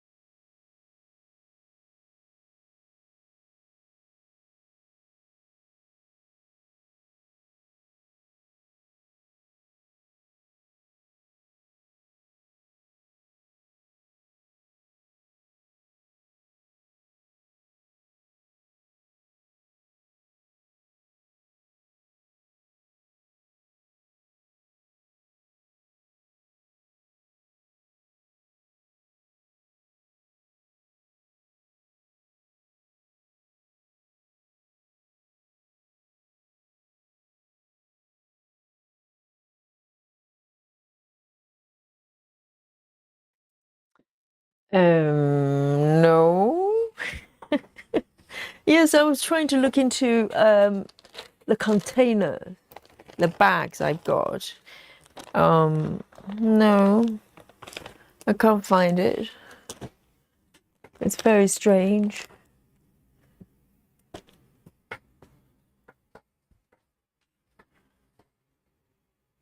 I'll probably find it behind a sofa or something.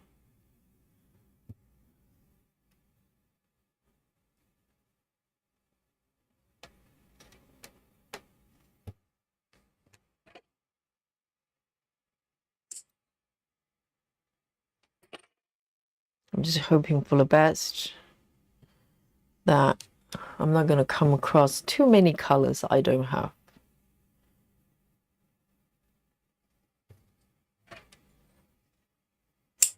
One stitch, 400, going back.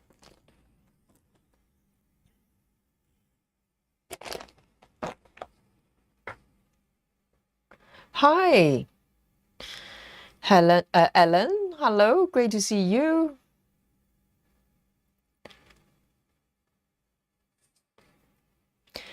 Joy says aliens are from other worlds, ghosts are from other dimensions. Do you think? So aliens cannot come from different dimensions?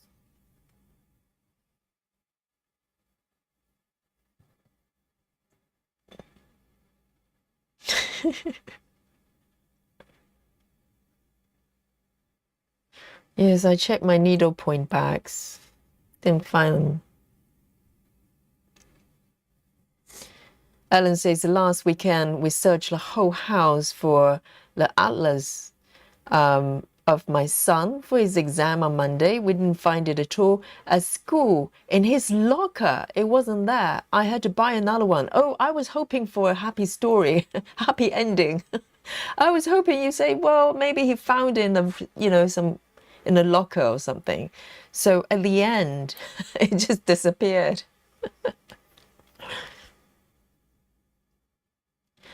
Grace, do not say such things. Grace says maybe you threw them away accidentally.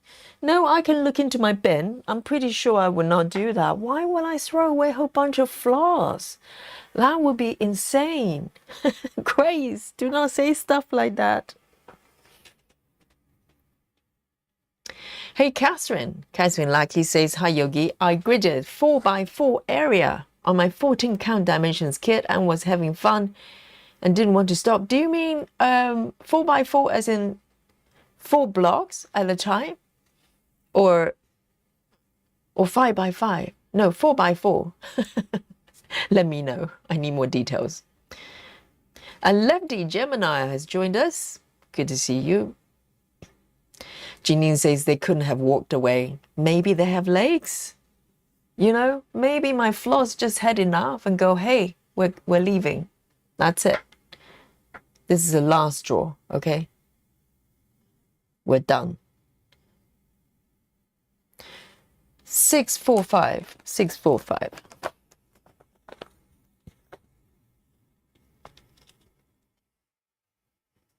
But I've been treating my floss pretty nicely. You know, always kind words.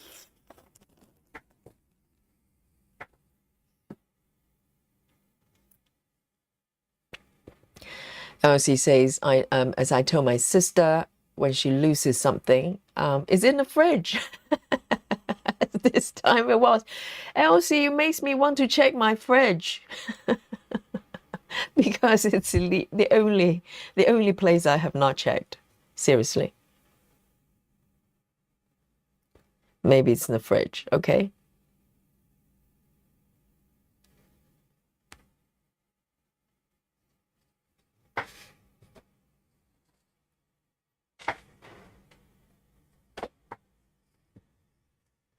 Let me just have one more look.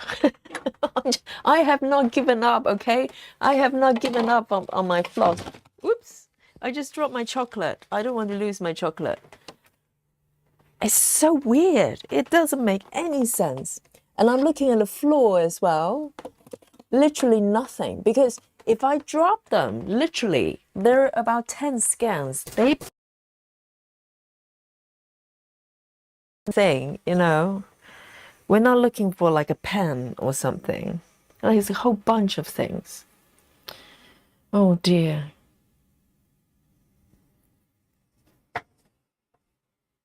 You know, we have the best brains in this chat here, and we still have not able to find a solution for this. This is a serious situation.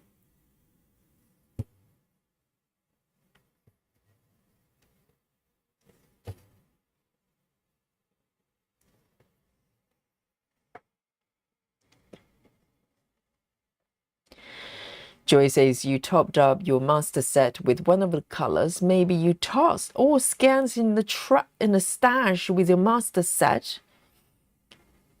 When you say master set, so master sets are my floss set that I'm using. So everything is kind of, you know, like this. This is my master set. But I do have master storage, which they're in individual bags. So it's very unlikely that I put them back individually in those bags. And also since yesterday, it's not that long time ago, yesterday we finished the stream, right? And I literally just left everything here and came back today. But it just doesn't look the same. It's not the same place. It's a different dimension. Have I walked into the wrong dimension again? Seriously, guys. Were you here yesterday? Were you here with me yesterday? Are we still in the same dimension? I need to know. And I think I stitched the wrong location. Let me have a look. One. No. This is not it.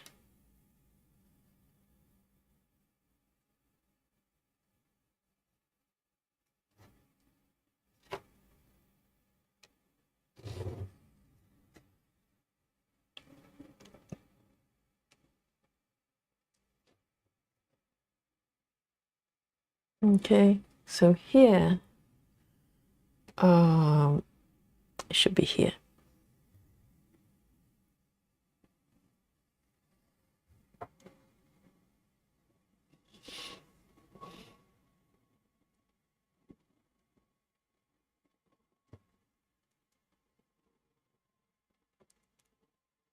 Oh, Stargazer says you aren't going crazy because you had several scans in the Ziploc bag yesterday. They go too close to your work area. They weren't in the bag though, Stargazer. I think when I show them to you, they're just loose. I don't think I put them in a bag, did I? Am I just going, you know, my brain just stopped working. I don't remember putting them because yesterday I showed them to you briefly and I put them on top of my hoop there and they're loose. They're not, they weren't in the bag.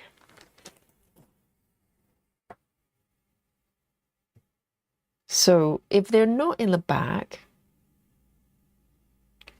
it's very unlikely that I'll just miss them, you know. If I drop them on the floor, they literally will be scattered everywhere. And they're not. I cannot see anything.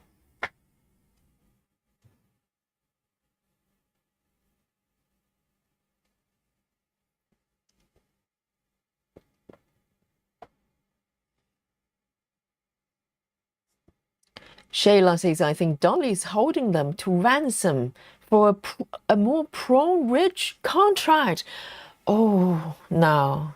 Yes, we renew the contract with Dolly, okay? And I have agreed that we will increase the flavors for churro for her and maybe the volume for prawns as well. But, you know, it's at my discretion. So do you think she's not happy with my offer right now? Oh, Dolly, seriously.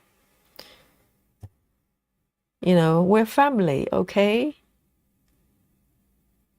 Do not play tricks with mommy. It's not nice.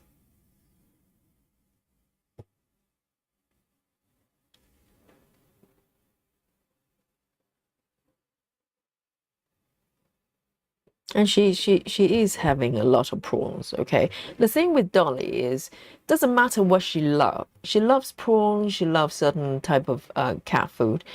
If I just keep giving her the same things, she gets bored within a week. So if I, you know, give her prawns, which has happened before, I give her prawns few days in a row, and she just get bored. She just go, well, you know, not interested.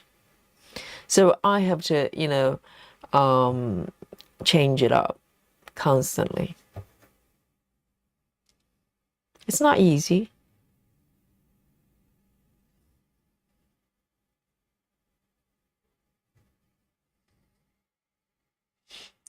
Janine says, I once lost all my keys for at least a month. I got them all remade. I ended up hanging them inside a closet with my winter coat. I feel so stupid.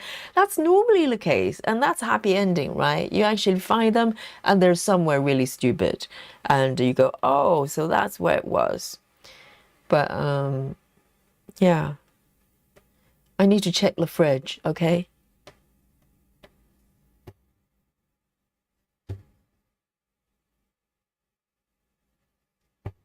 You know, where all the frozen peas are.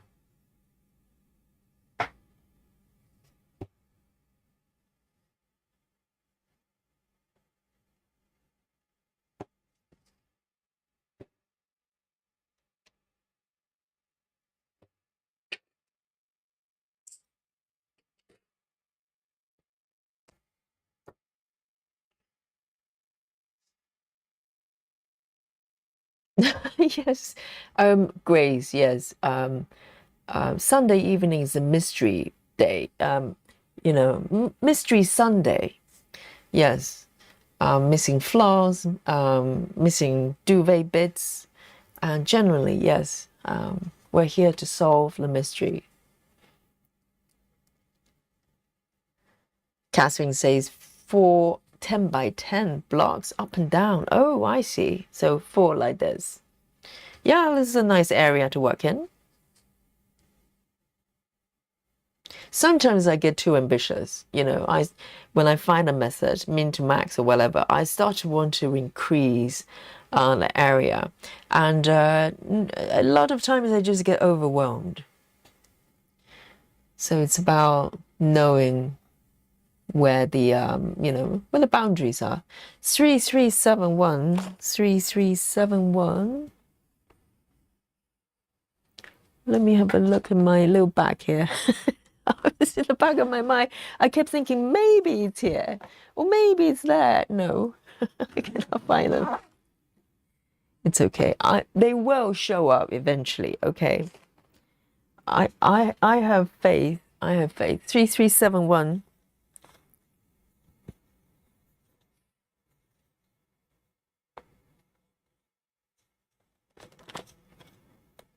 Three, 3, 7, 1.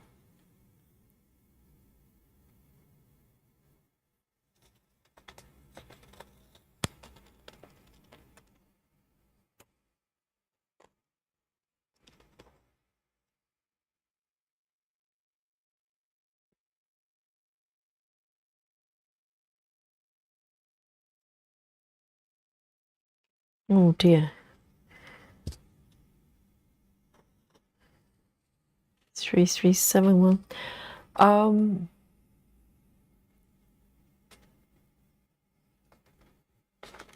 Oh, Samantha's serious about yogi sleepwalking as well. Have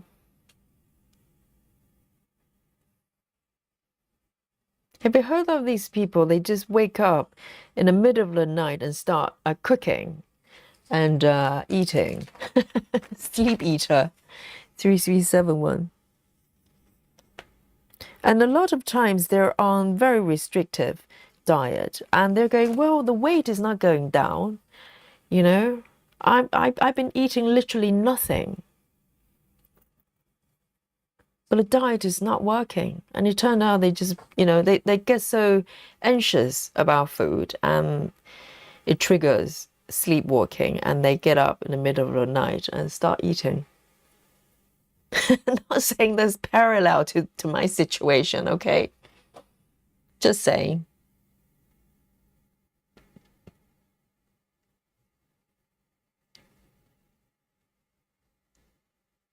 Oh, I think Dolly is innocent, okay? I'm not sure about Mr. Yogi, but Dolly is innocent.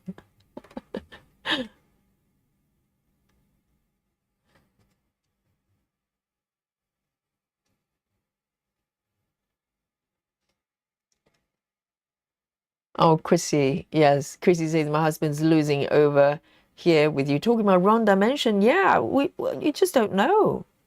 Were you here yesterday? Is the you today, the version of you today, the same version as you were yesterday? You don't know. Can you not? You can't prove it one way or the other.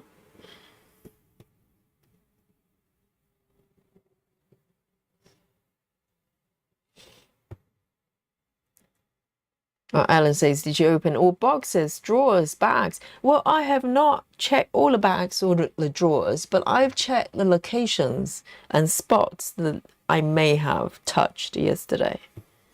But literally yesterday, we streamed till, past midnight. And afterwards, I went to bed. I did not touch anything. And when I came back today, did not touch anything. And we're here. So.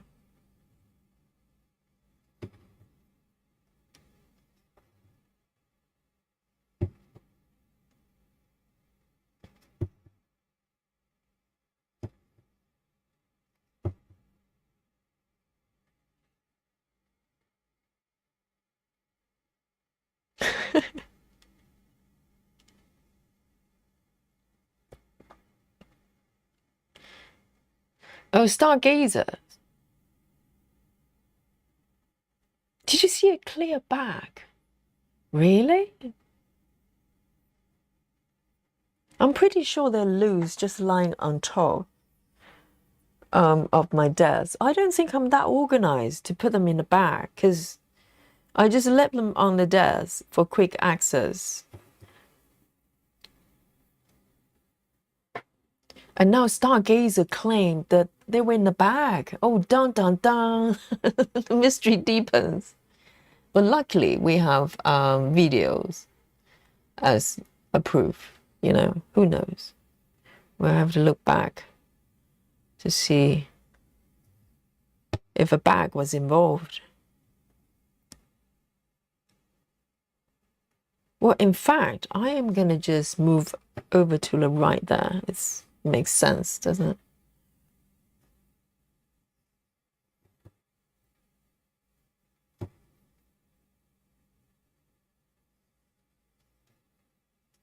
So whenever I can, I'm going to feather outwards.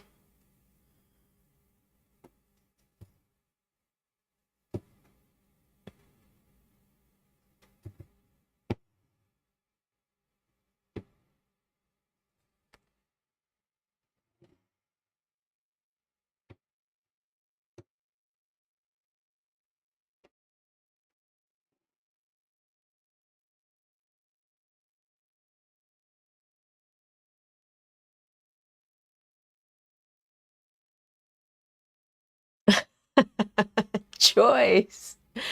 Joyce says, I do remember seeing you stitch on this before. However, didn't you have about a page stitched? Where did all the stitches go? Joyce, yes. Yesterday, I actually completed the entire piece. Do you not remember, Joyce? And for some, today when I woke up, I just decided to restart the piece all over again and stitch it the second time. This is why I'm here. Because yesterday I finished the piece. I started the piece and then I finished it within our stream. Because I'm a really fast stitcher. And today I just decided to stitch it again. That's why, Joyce. Betty Hankins says, have you had any female friends over? Why? So female friends, do they still floss? Is that how it goes?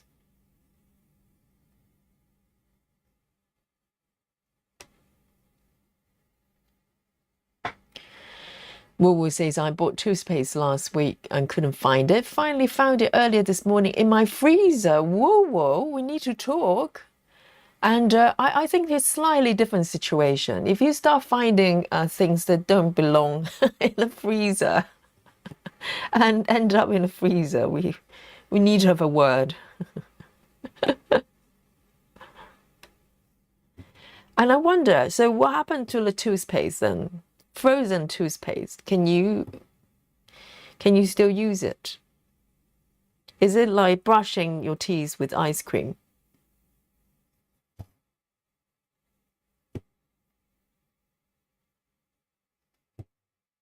Minty ice cream. Grace, I know. It's going to be a sleepless night for all of us. Just pondering upon what happened to Yogi's floss. I don't know.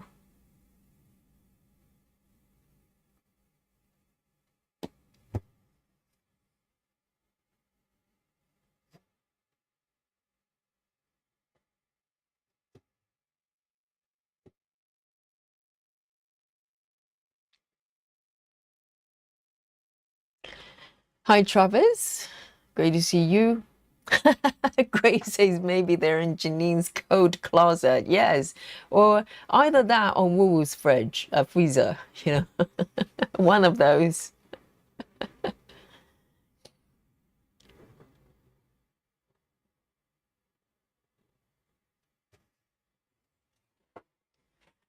And Ellen, are you suggesting the floss is underneath my hoop? No. I really don't know. I'm running out of ideas other than my freezer, which I haven't checked. But literally in this room, all the spots that I could possibly have access to yesterday, I cannot see anything. It's ridiculous. It's strange, very strange indeed. I have no explanation. My chocolate is still here, thank God.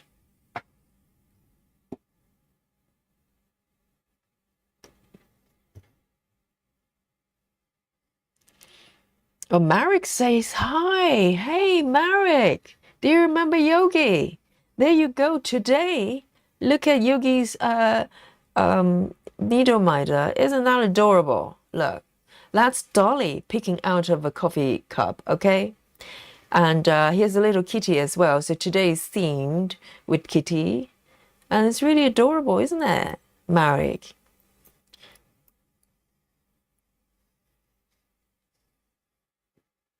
And I hope you're having a great time being a baby, you know? Sometimes it can be a little bit repetitive being a baby.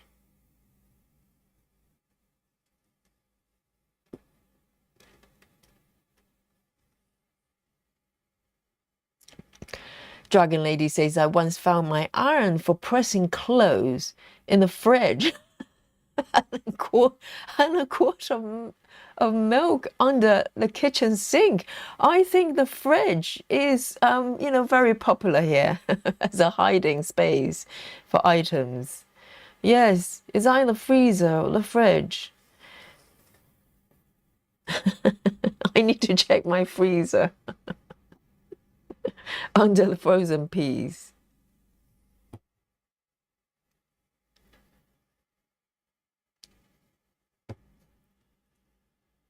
Samantha says you probably will find them in the most obvious spot, even though you look there a million times. Yes, I know, I know. But I don't have pockets, and there's nothing on top of my head. I have not accidentally, you know, worn them as a hat. So those are currently negative.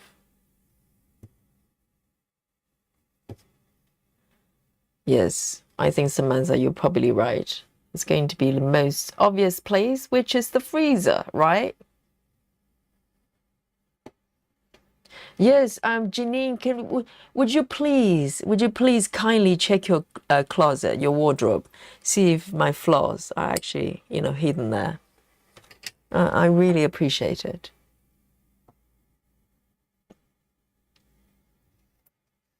Ah, so Joyce, yes, absolutely. Because yesterday I finished this piece. I'm restarting. This is the second time, right? So yes, I used up all the flaws. Round of applause. I think Joyce has just solved the mystery. Yes. Yes. So the mystery Sunday concludes here. Yes, we cracked the code. We cracked the code.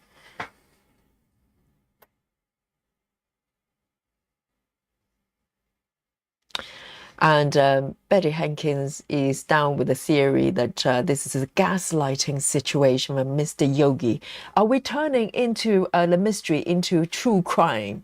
You know, normally that's the beginning of some sort of a murder plot. Let's gaslight Yogi first, and then, you know, maybe slip a little something in her coffee, you know, in her naked coffee.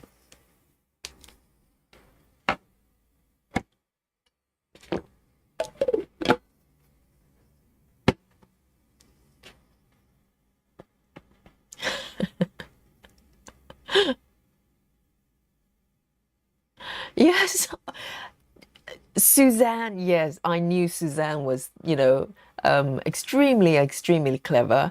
Yes, Suzanne says it's in Joyce's bottomless drawers. And, you know, as Joyce is moving and moving the bottomless drawers with her, geez, I'll never find those flaws again. Have mercy, Joyce. I only have 2 sets of CXC. Have mercy.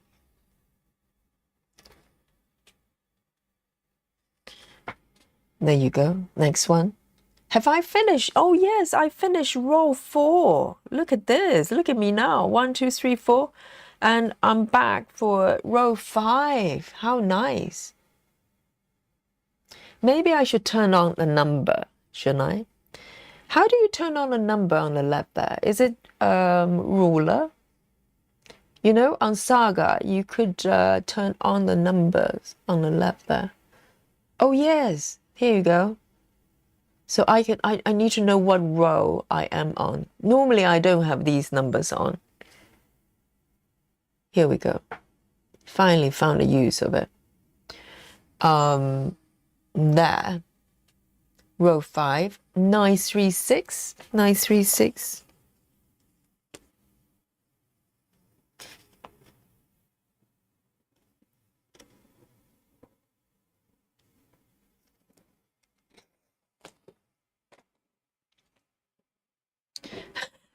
Elsie says, have you retracted your steps? You mean like a reverse, like the walking version of reverse stitching? I literally just trace my way back, walking backwards. No, I have not done that, but it's worth a try, right, Elsie?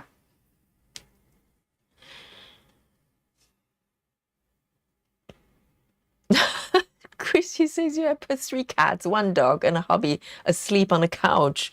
Yes, riveting, isn't it? The Sunday mystery is riveting. Their brains are probably just so exhausted. They're not asleep. They literally just passed out. It's just brain exhaustion because it's just too taxing for the brain.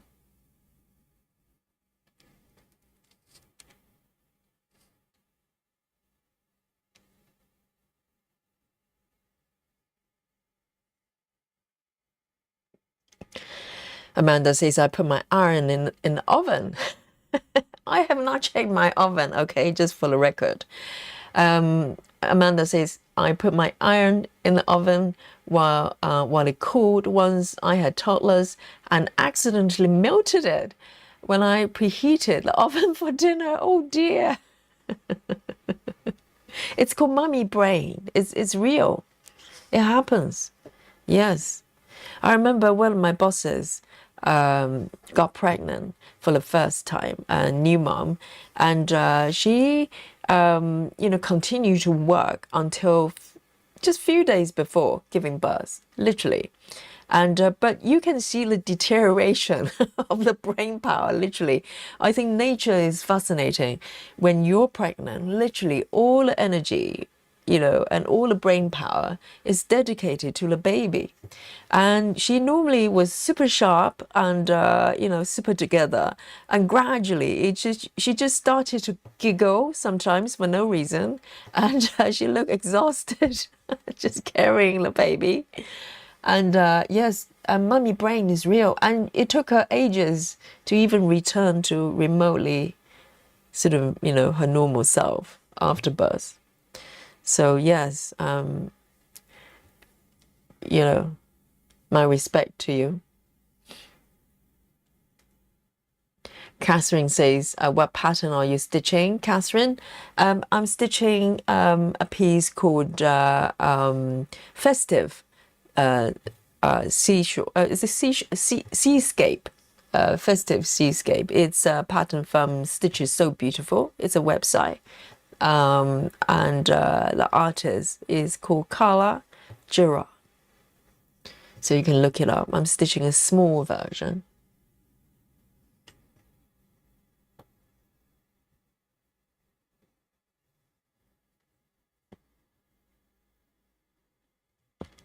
Oh, Stargazer says, I'm very thorough. I went back to yesterday's video. You show the scans and then remove them to the right side. I hope you find them. So I was right, Stargazer. This is what we do. We investigate mysterious situations. Stargazer actually went back to the video yesterday to examine. Yes, because I remember vividly I showed the scans to you. And Stargazer, can you confirm there were quite a few together, right? We're not talking about 1 or 2. There's a whole bunch. And then they weren't in the bag, right?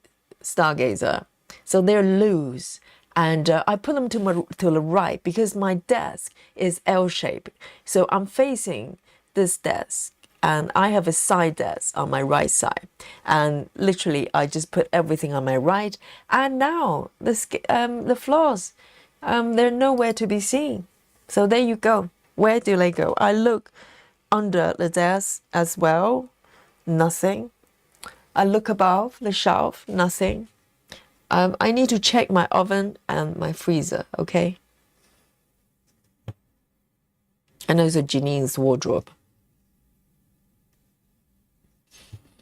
And Joyce's bottomless drawers.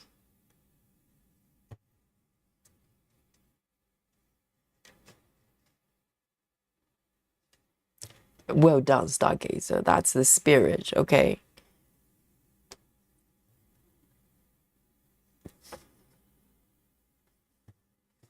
So they were there yesterday.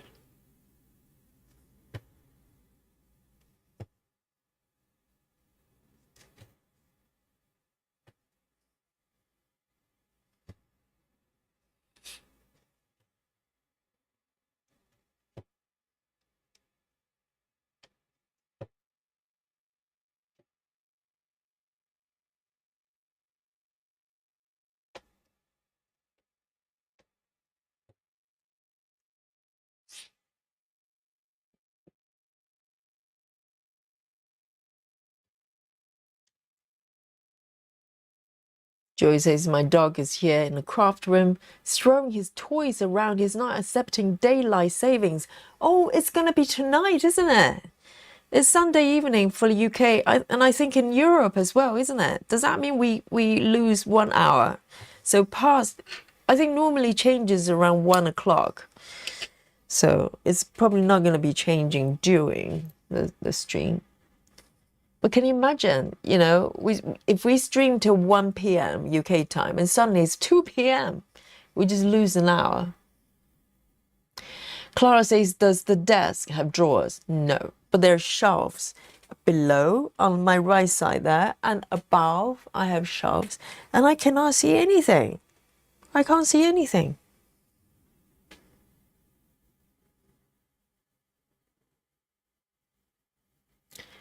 Okay, the next one, 3347, 3347.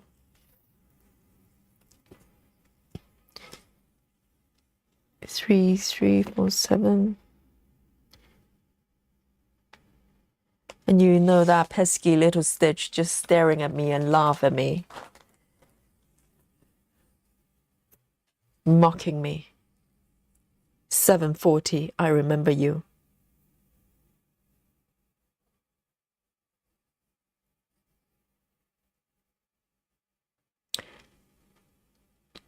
What? Joyce? Joyce says it was last night over here. Really? I thought it was 28. Oh, that's right, last night. But you know, everything is automatic. Because I didn't even notice. We've already moved forward or backwards. I can't remember. Oh, it's already done. See? Now with all the clocks and everything automatic. I didn't even know I lost 1 hour's sleep last night. Dear, oh dear, I thought it was today. Oh my goodness. But the thing is, because all the clocks just adjust by themselves, it's like nothing happened. Nothing happened. Yes, and I have early morning class today. I had no idea that I actually lost 1 hour's sleep.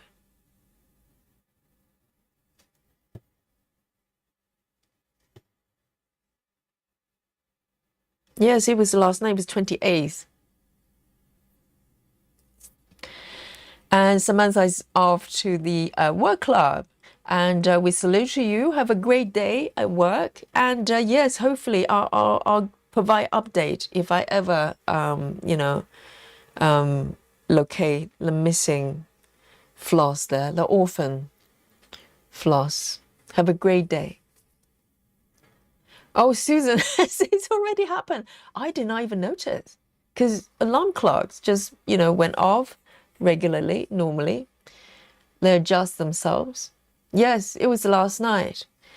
No wonder I was thinking, well, maybe, I could do one with one extra sleep. I literally did not notice.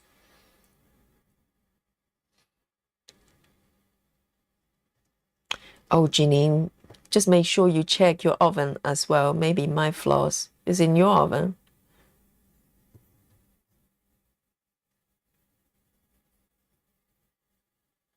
Yes, it was yesterday. Rachel Morton said, did you not realize it, Yogi? No, because everything, I just woke up at the same time that I supposed to wake up teaching Sunday morning, which is about 7 a.m. And I just woke up. It was just, Mr. Yogi didn't say anything either. I don't think he realized either.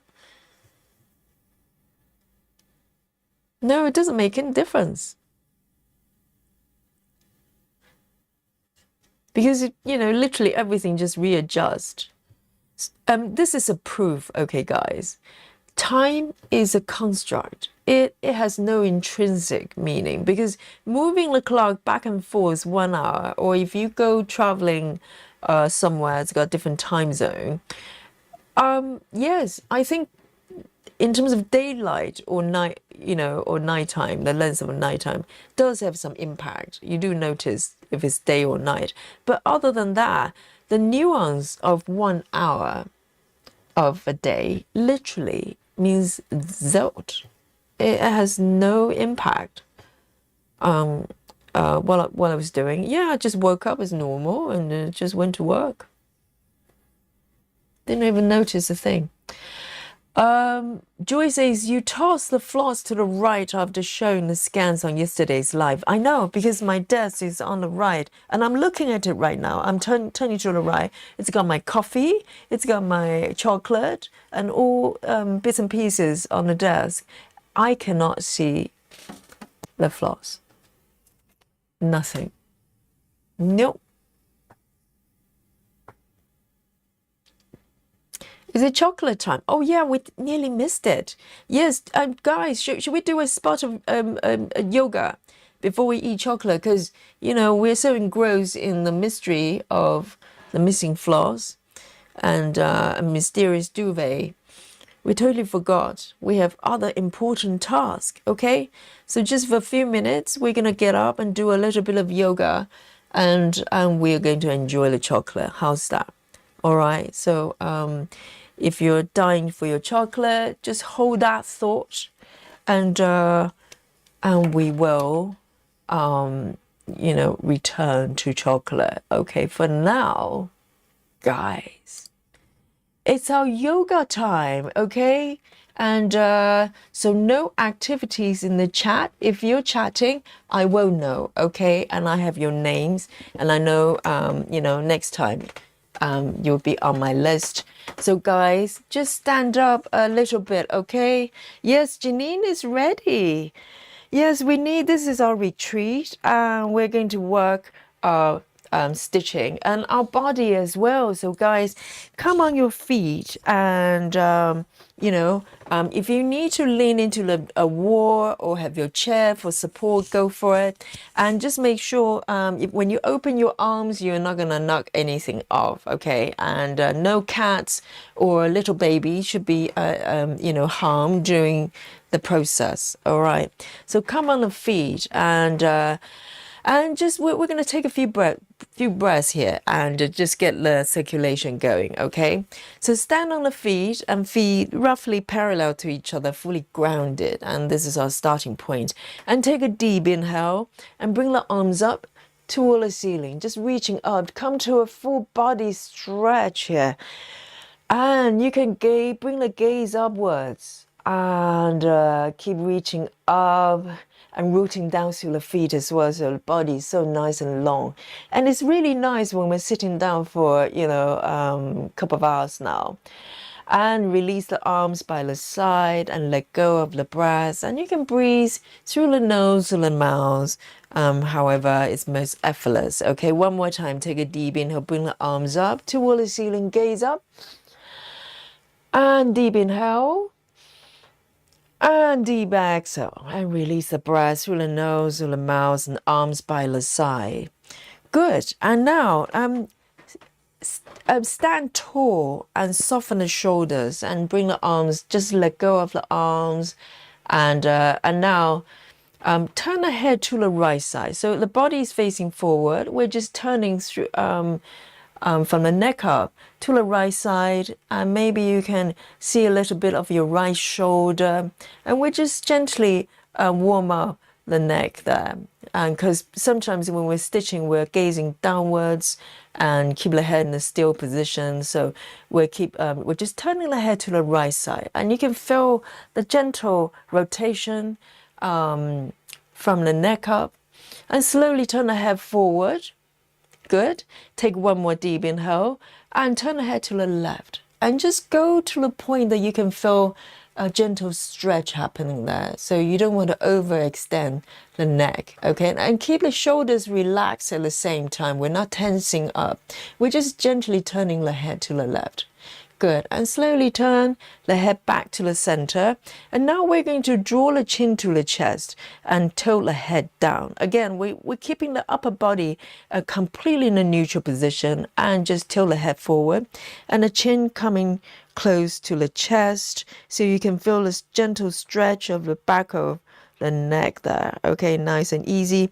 And keep the breath going as well. One more breath here. And slowly bring the head up in a neutral position. And this time we're going to tilt the head backwards and keep it nice and easy and don't overextend. Take a deep inhale and release the head back if that's okay for the head, for the neck. And one more breath here. So releasing the head toward the back here for one more breath. And very nice, and head back. And now, from the standing position, you can roll the shoulders back a couple of times. You can bring the shoulders toward the direction of the ears, roll backwards and forwards, and exaggerate the movement. And maybe make the circles a little bit bigger each time. One more circle. And you can feel the shoulder blades warming up and circle the other side. We're going to bring the shoulders toward the back and up and forward. And incorporate the breath as well. It's so important. And, you know, by breathing, you're supplying the body the oxygen it needs. And also opening up the space for the body as well. So the space is where your breath is. One more circle, forward. Very nice, and come to a neutral position and a little bit of a side stretch here. So standing tall, feet parallel with each other, and we're going to just bring the right foot, okay? Right foot behind the left foot, cross over, and keep the knees soft. So we're crossing the feet. So right foot is slightly diagonally behind the left foot and grounding down through the feet. If you need to hold on to a chair or a wall, go for it. So keep the knees nice and soft, okay? And then we're going to bring the right arm over to the left and gaze toward the left shoulder. So come to a deep side stretch here. So keep the left arm just dangling and relax, and bring the right arm over the head to the left side. So we're stretching the right side body with the legs crossed. Okay, so a lot going on there.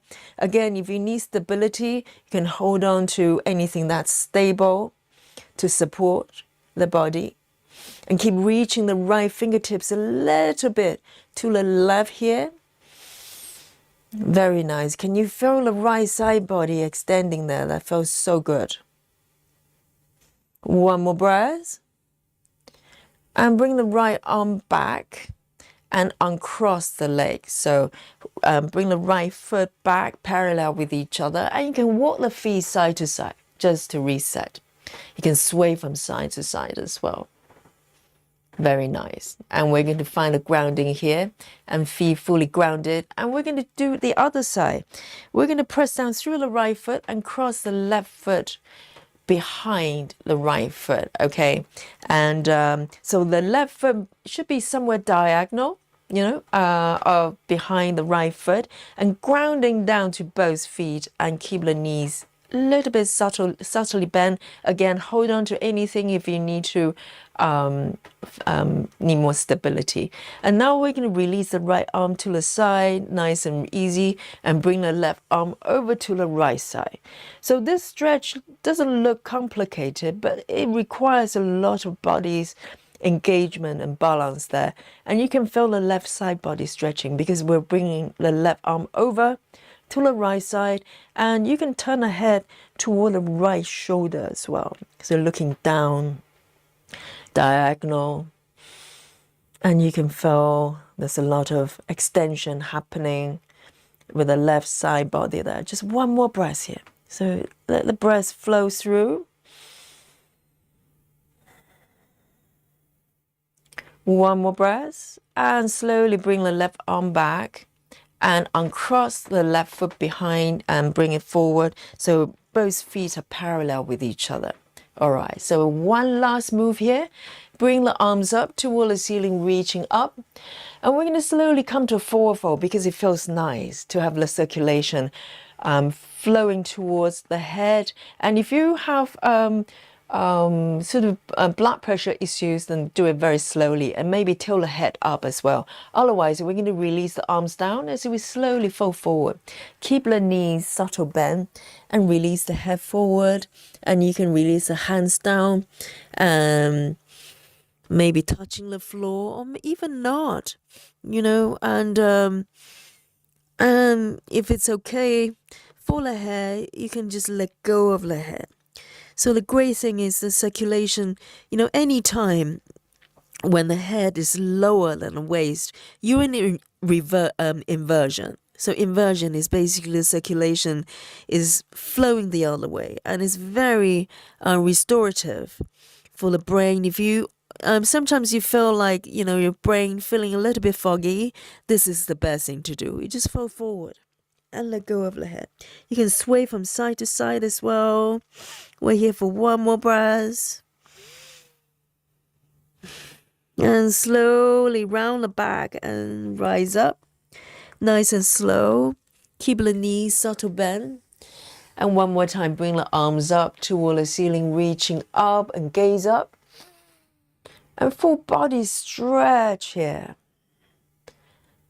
And then slowly release the arms by the side and bring the palms to the heart center. Come to a prayer here. And well done, everyone. Namaste. Excellent. No one is chatting. Very good.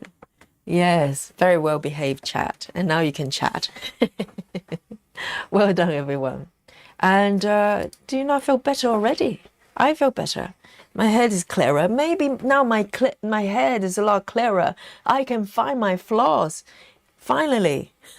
I don't know. Still no sign of them. So here we go. And now it's chocolate time. This is a great thing, okay? Now we've worked the body. Now we're going to work the taste buds. And it's snacky time, okay? And if you don't have chocolate, you can snack on anything you like. Anything you like. So here we go. Today's chocolate of my choice, I am going for. You're welcome, Laura. I hope that helps with the back and everything. Yes, this is what we do. And Let Gemini says, wonderful. You're welcome. I hope you enjoyed it. And Janine says, my cat was very curious to what I was doing. You know, every time I get on my yoga mat, or Mr. Yogi is getting on a yoga mat, Dolly will follow. Dolly will go and demonstrate some sort of a stretch, you know, cat stretch. Almost like going, hey, this is how you do it, you know. So I think cats like to, they're very curious if you kind of do yoga moves. They're kind of just drawn to it. Cheers, everyone. So today I'm having Happy Hippie. This is the chocolate of my choice today. And hopefully I still have this tomorrow, okay? They don't disappear on me. And orange and geranium. Very nice. Cheers.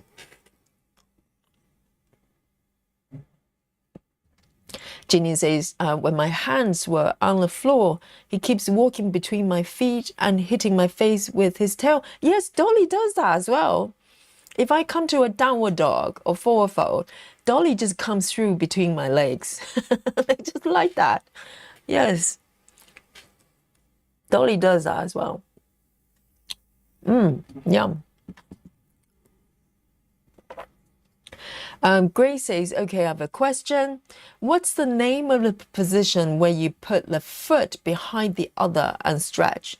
I just call it a cross-legged side stretch. So you can do the side stretch without cross the legs like we did yesterday. I think we did the side stretch with feet parallel with each other like that.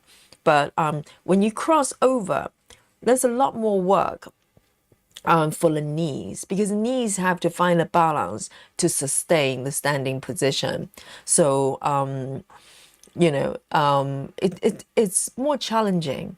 And also when you side stretch, you have probably you would require more balance for the feet to stay, because the right foot would be slightly behind like this, and so the work would be grounding down through the feet fully, because the feet might want to hover.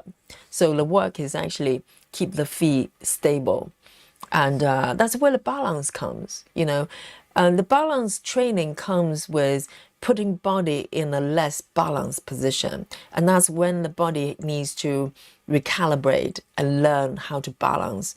So if you can see people doing one-legged movements and feeling, looking really stable. So the way I train myself, have you seen those gym equipment that it's got kind of a half a ball underneath and there's a flat disc on top? So I'll stand on top of the disc and do one-legged moves.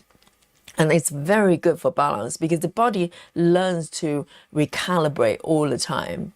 And balance is so important. It's not just for show. It's the fact that it prevents you from falling over. Even if you tip over something, you can recorrect your body so you're less likely to just, fall. And that happens a lot with people. So you can trip over something, but if you're able to rein it back in a split of a second, because the body knows how to do it automatically, you're a lot safer. So you don't fall that easily. Lynn says Kumari gives you a cup of tea with chocolate on the break. Does she now? Oh, Lynn. I think Lynn's just trying to make Yogi jealous, of Komari. Have you been watching Komari while Yogi's streaming, Lynn? That's very naughty. Grace says, I don't feel like I was doing all correctly. Yes, cross-legged side stretch. Or sometimes you can do cross-legged forward fold. It feels weird if the body is not used to do it. It feels like you don't know how to land your feet, but that's part of the training, part of the the learning. So the body is learning to find a sort of balanced position with when your body is doing something that feels slightly awkward. Joyce says, my dog also liked the forward fold. It came to a belly rub. I don't know, animals like that. If you fold over, for some reason, they think it's an invitation to come over, to have a little sniff. Let me have one more piece of chocolate here. Very nice. Janine says, my knees naturally go back further than most people. Oh, do you mean curving inwards? Interesting. And Janine says, my husband says I'm going to have knee issues when I get older. I don't know, they have always been like that. So the kneecaps supposed to be coming out. So Janine, are you saying they're more kind of inward?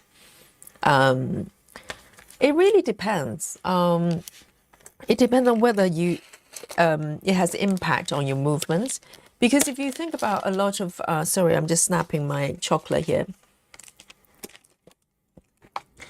A lot of ballet dancers, Janine, if you can Google images, if you Google ballet dancers, hyperextension, their knees probably, well, obviously their legs would be very exaggerated, but it's not unusual to see legs they have knees literally curving inwards, which is not supposed to be doing for normal legs. Normal legs, the kneecaps would protrude outside a little bit and then down, right? But for ballet dancers, they kind of train to almost curve the knees inwards. And that's supposed to be beautiful. I don't think it's great for the legs, but that's different from your case because your knees are probably naturally that way. I wouldn't take your husband's word necessarily. It really depends. I mean, body has very intelligent way to compensate a lot of things that may be slightly, unusual, and it learns to, correct it. So Janine says, quite inward. I have small kneecaps. They call them child's kneecap. Really? So kneecaps just smaller, not because they're necessarily sort of inward necessarily. They're just not coming out as much. Interesting. I've never seen that. Yes.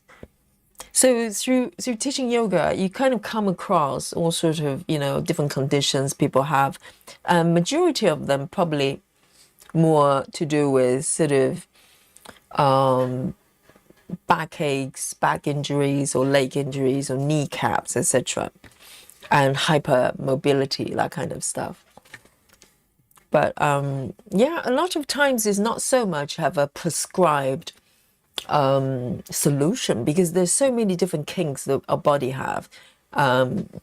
It's more about sort of encourage bodies to do things, and the body has intelligence to find this way to compensate and, almost repair, not so much correct it in the way that we think about, but the body has a way to learn to, work with whatever we have. So that's a great thing of yoga. You just give your body opportunities to fix these things.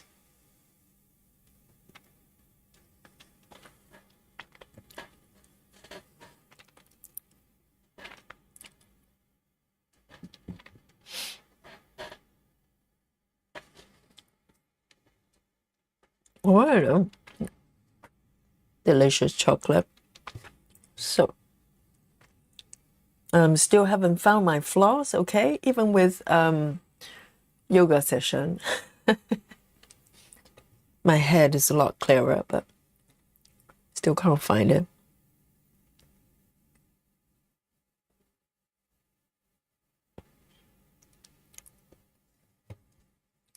I'm quite happy with these bits sticking out. The orange, I don't know what it is, flowers.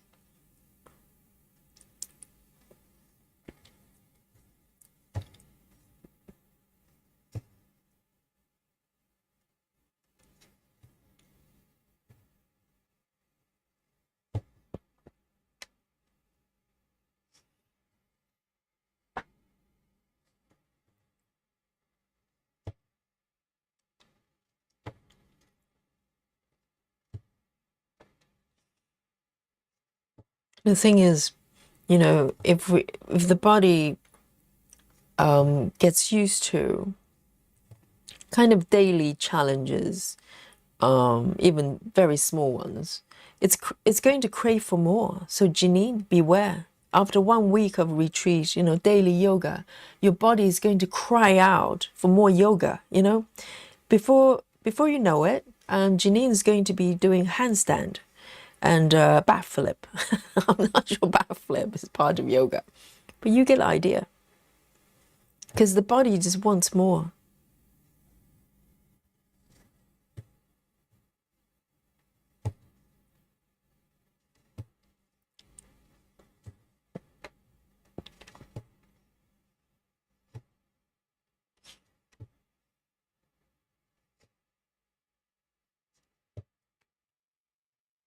All right.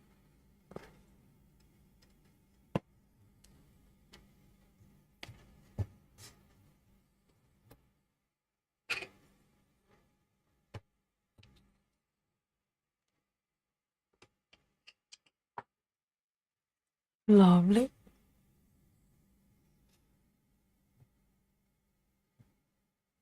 So row 5, moving forward, it's going to be this one. And it's 3768. 3768.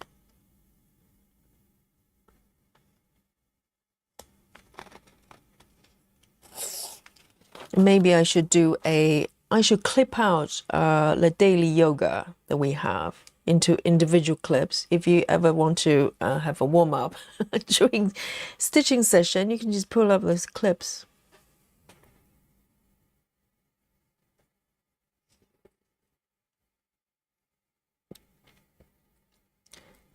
Jeannie.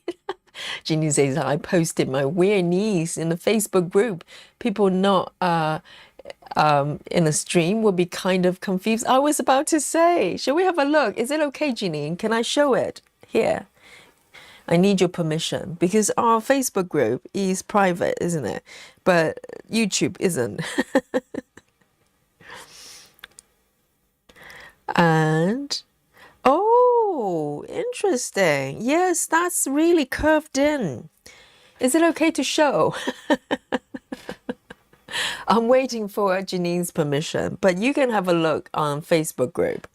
Yes, I know what you mean. I know what you mean. Yes, it's a lot more, but I think the shape of your jeans probably exaggerated the curve a little bit, right? I think this, wow, that's like ballerinas. Ballerinas, let me see if I can Google ballet dancers, hyperextension.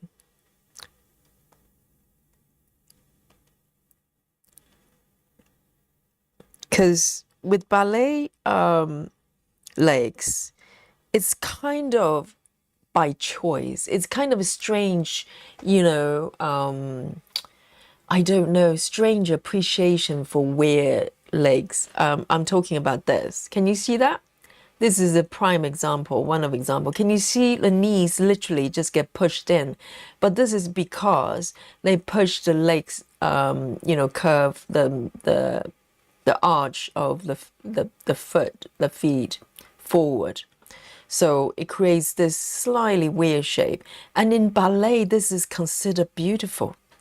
Personally, I don't like the look of it. I don't think you need legs like this to do ballet. But, oh, so Janine is okay for me to show. But you know what I mean about ballet legs. So this is Janine's legs. But I think the trouser, your jeans here probably exaggerate the curve a little bit. I think your thighs are probably inwards a little bit more, right? So yes, definitely the knee is going in than most people. Yes, I get it. But so Janine has natural ballerina legs. Yes, that's it. So Janine has earned the shape of the knees without having to do ballet. Can you see this? This is weird, right? I don't feel comfortable looking at this. But some people appreciate it. This is not normal for me. This is overdone.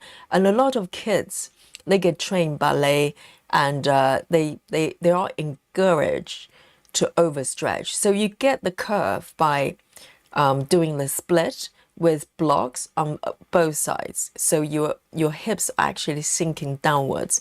And if you start very, very young, this is what you end up with. I don't like it. I don't think it's healthy.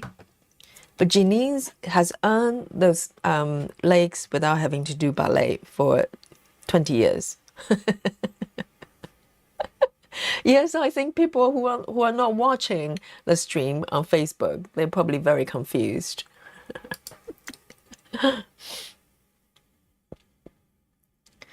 Janine says the jeans are not enhanced. If anything, I hid it a bit. Oh, wow. Yes. So does it affect anything that you do day to day? Sound Stitching says my knees do that, but I did ballet and point as well as a child. There you go, Sound Stitching. If you start small and you encourage to overstretch, which I don't think you should do that to kids or anybody, yes, your knees will come in a little bit more. But that's not because you're born with that. It's because through dance training. And my feet are literally still like that. My knees are not like that, but my feet, let me show you one more time. Let me show you. The top of my feet are very much like this. My knees are not like that, luckily, but the arch of my, the top of my feet, I do have this ballet dancers bump there. So I can literally, not quite standing with the toes tucked in, but close. Because your feet have to be very strong for point shoes and stuff. So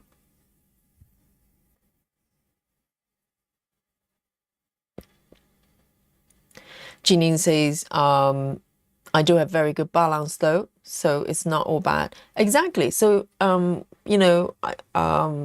with knees like that, I don't know what part of the body it would have impact, but if your balance is good and your feet, your legs are strong, no sort of, weakening or anything, then you're good.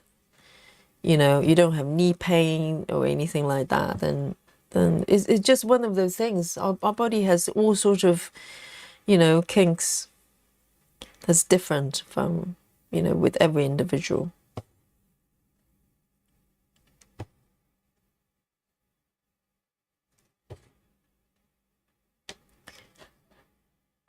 The body is very smart. You will learn to compensate. You will learn to strengthen.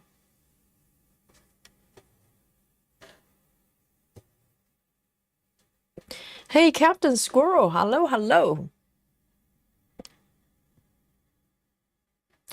Lynn says, I keep stopping. Really? Can you guys... Is it buffering? Let me see if I could make some adjustments.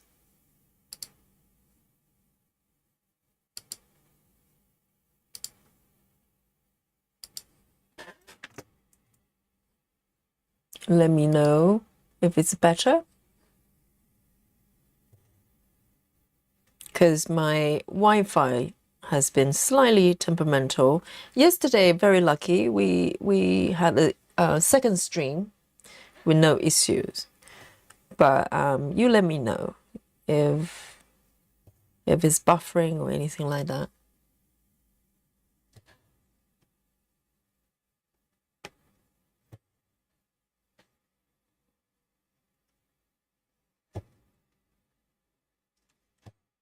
And Lynn, if the stream is playing up, maybe refresh it, may help, unless it's on my end. But otherwise, sometimes just refreshing the stream helps. Okay, it seems to be better on my end, because Janine says good on my end, good. So it may be certain regions. Sometimes it's YouTube, so there are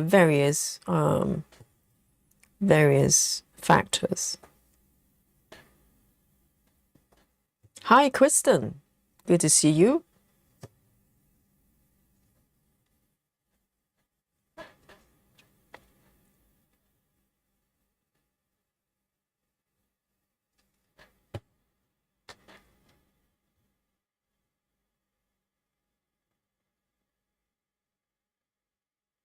Kristen says I had to refresh myself. Yes, if you're... So from my end, it looks... it says excellent connection. So if it's still playing up on your end, try to refresh the browser. See if that helps.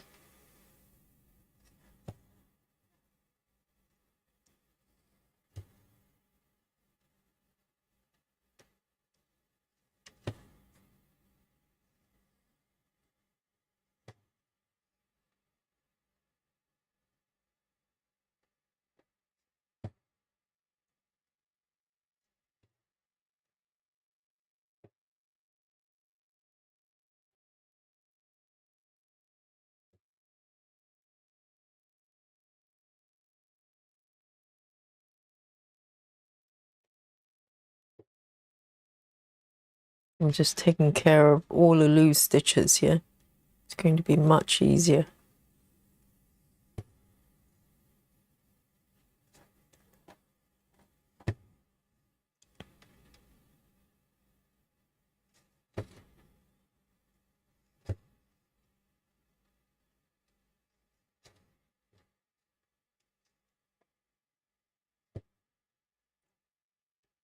1, 2, 3, 4.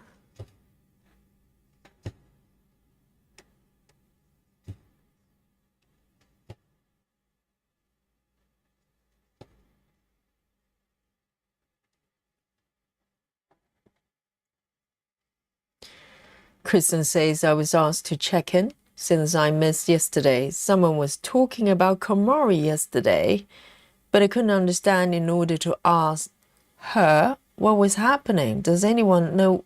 I mean, our stream yesterday. So someone was in the chat saying we're talking about Komari, correct? I think yesterday. Did we talk about Komari yesterday? But then we talk about Komari a lot. I do. I'm interested. I don't know, chat. What did we say about Komari yesterday? Other than she's amazing.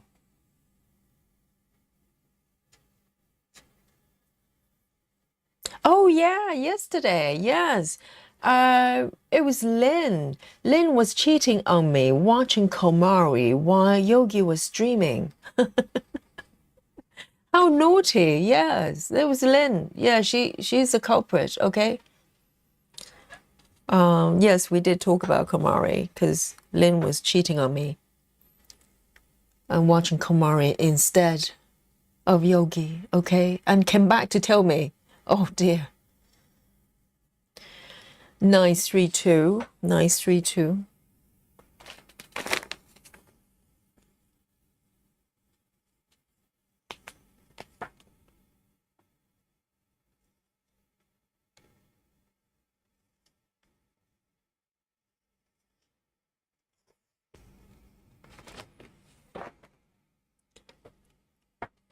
I know. What is she like, hey?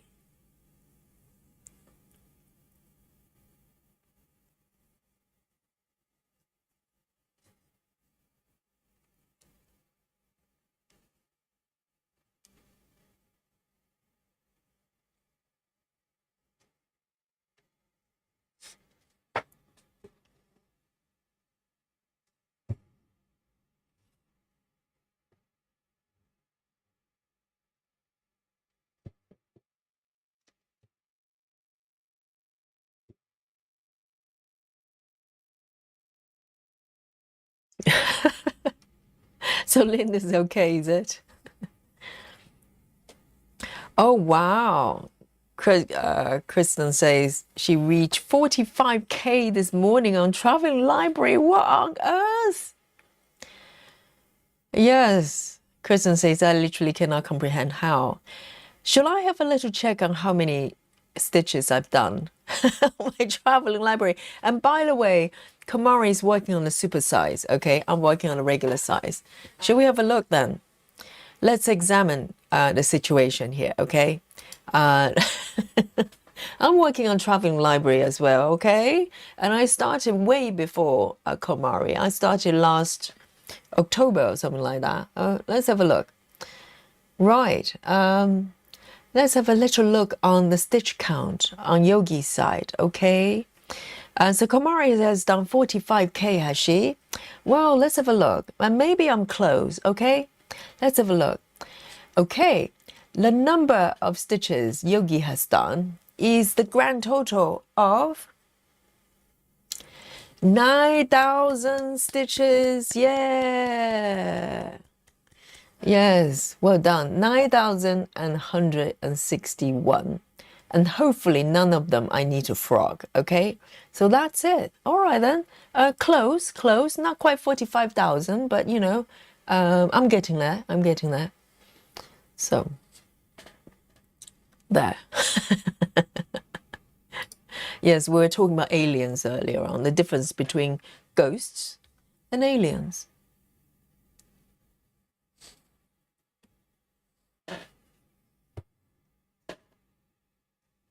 All right then, 45K.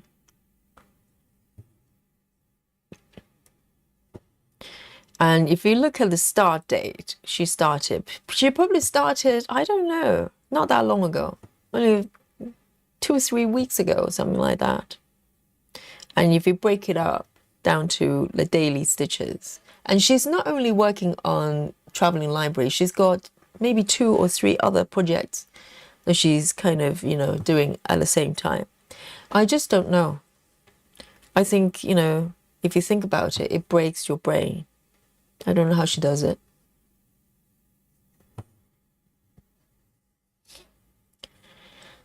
Kristen says she had 2,600 stitches today alone. That's it? Oh, Kristen, she can do better. Seriously. Only 2,600. Oh, seriously. Komari, I'm disappointed, okay? You can do better. You can double that.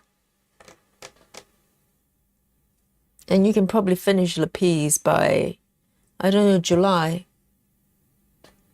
Next week, maybe.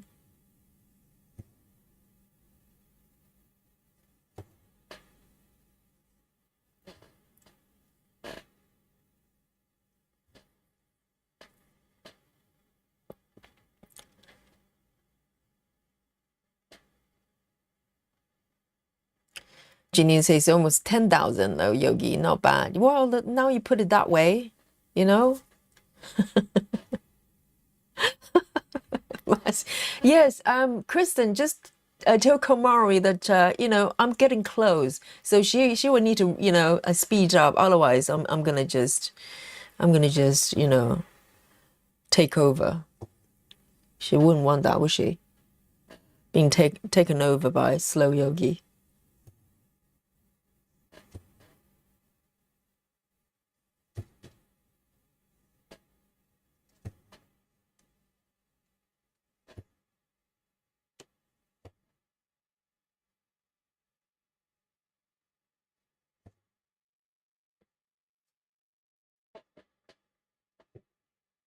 It was a beautiful piece, though.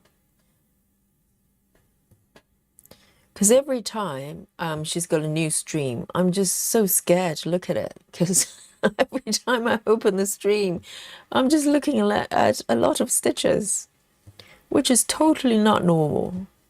Absolutely not normal.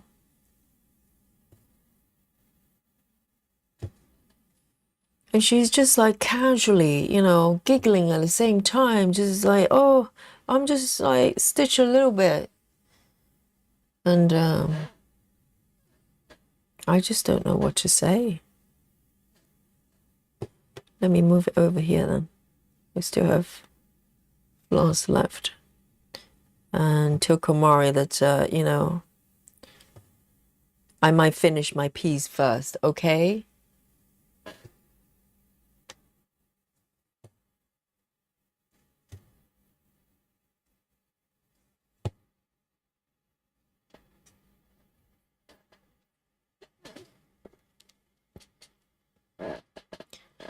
Kristen says, I really like this piece you're working on today. It's so whimsical. I know, it is. There's a new start yesterday.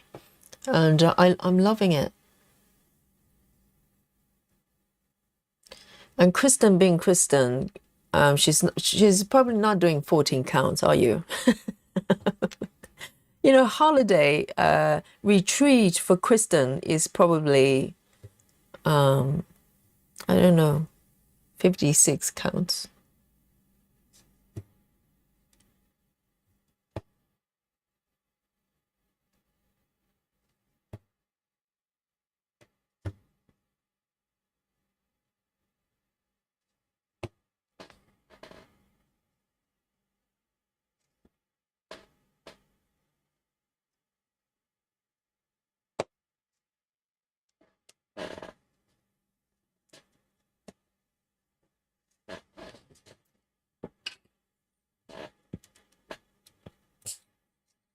What? Kristen? Well, I'm getting anxiety just reading this. Okay, Kristen says, no 14 counts. I posted a video this morning on 68 counts. I didn't even know there's such a thing as 68 counts. What is that? Some alien fabric. that you got from outer space, from another dimension. Kristen, we need to have a word. What is going on? Because a while ago, just a couple of weeks ago, Kristen posted something that she stitched on 56 and people were breaking their brains. How do you even find 68 count? What kind of fabric is that? I have no idea. And how you're able to see things, anything. Stop it. Stop it. We're in a relaxing 14 count retreat and Kristen is talking about 68. Alien fabric. Oh, look away, guys. Look away, okay? This is very triggering. Particularly if you're in a, restorative, peaceful place with your 14 counts. And this could be a little bit triggering to look at. 597.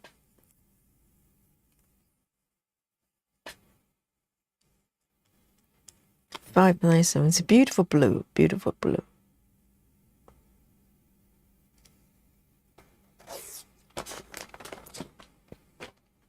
I know, Laura. It shouldn't be allowed, should it?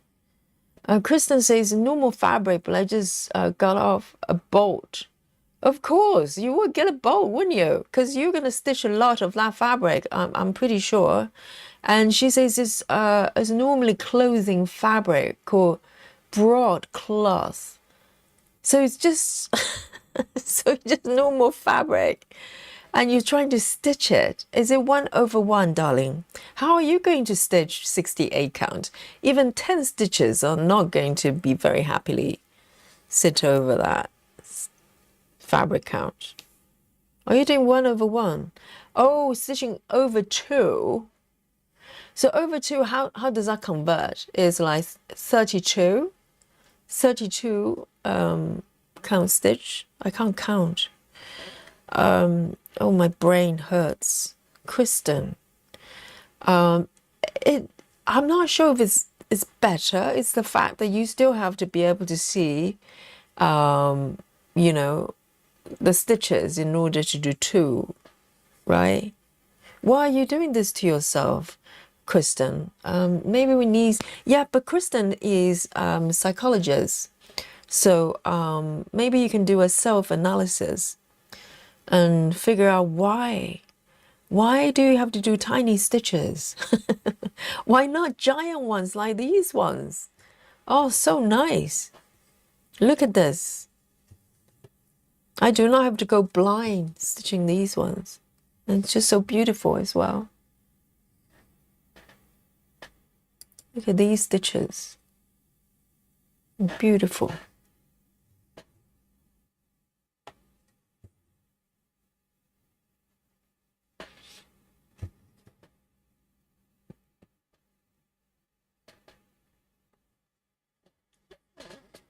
So it works out as 34. Right. It's still tiny though for most people. I've only done 32 and they're small. Yeah. It's Maria. Maria says, does it all still involve microscope? Yes, something like that. And you probably need some sort of eye implant. So the SpaceX eye implants Kristen has.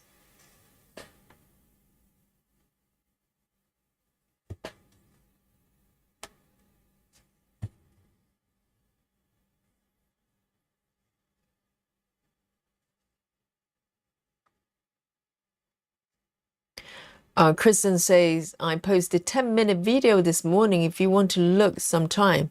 Where did you post it? On our group?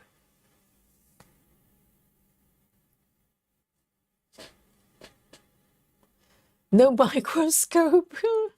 Dear, oh dear. Yes, Janine, I think Kristen needs help. There's definitely something going on there. And she needs an intervention. Yes, she needs to be stopped. She's just scaring all the stitchers away. But then we're here on a retreat trying to convince our new stitchers and go, hey, you don't have to do 25. And here comes Kristen and go, oh, well, I just casually, I'm doing like 50, 68 counts or something. Oh, but it's okay. It's only 32. It's only 32.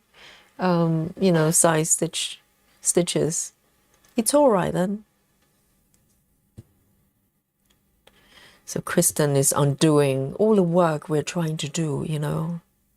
Try not to scare people away with 25 counts. And here comes 68.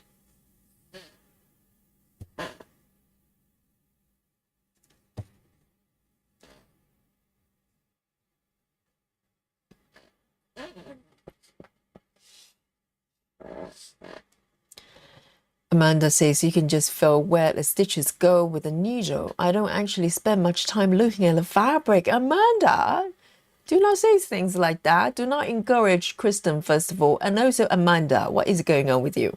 Okay? You need to look at your fabric. Are you saying it's some sort of like a braille thing? You can just like communicate with the fabric. Oh, we are in an alien territory, are we not? So we're not even looking at the fabric now. Is it okay if I look at the fabric? I need to, okay? This is my limitation.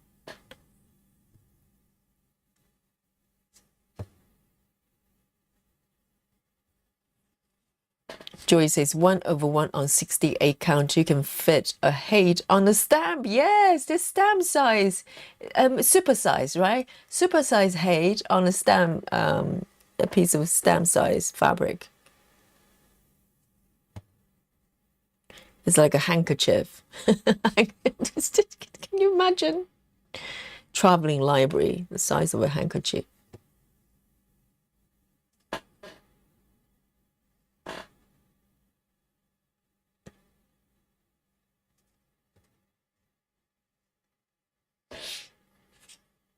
Yes, Kristen, I think we have some work to do, okay?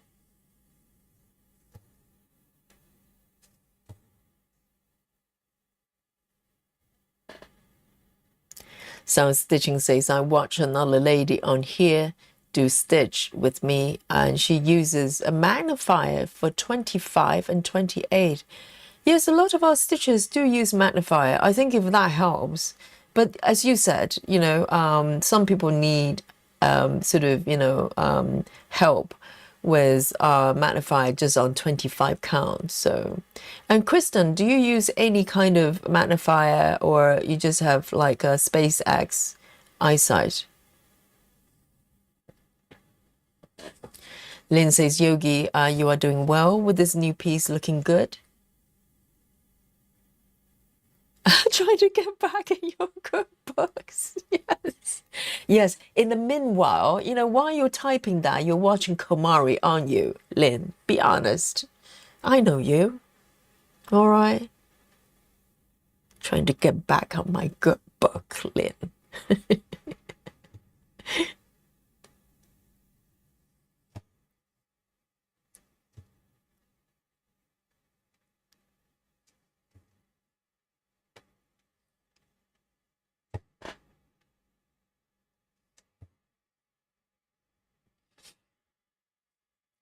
Amanda says, you needle bumps over each hole of the fabric.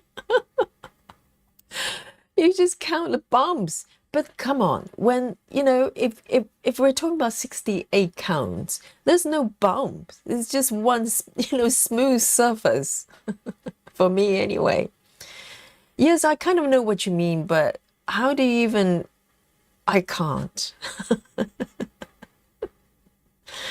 Oh dear. And Amanda says, I'm doing lavender and lace Celtic summer on 11 counts to show it's still beautiful. Exactly. This is the whole point of what we're doing here. We're relaxing and also not putting ourselves under pressure, thinking that, you know, higher count is better. Of course, each count, you know, doesn't matter it's high or low, has its own beauty. You know, it's kind of expressing the stitches in a different way. And we're mesmerized, you know, by higher fabric counts. But at the same time, this is beautiful in my book. Totally beautiful.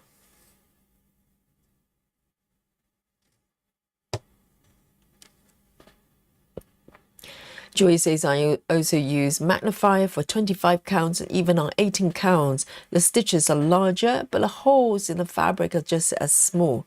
That's very true because, you know, even though the area for stitches is larger, but the holes are tiny. So,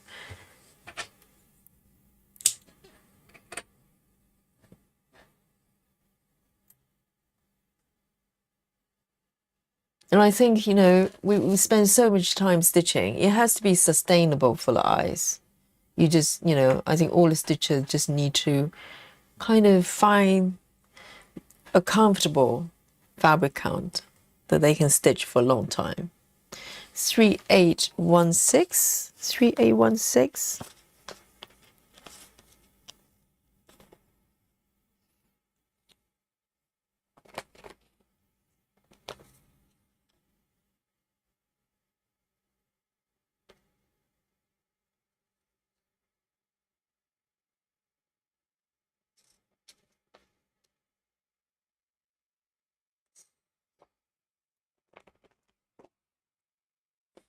I think the tree branches are slowly emerging and the leaves as well.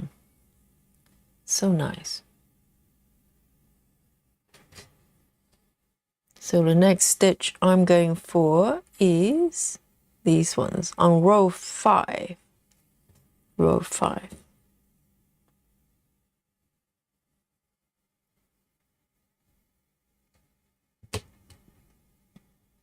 Lynn says, I've done lots of 14 counts and they turn out beautiful. Absolutely.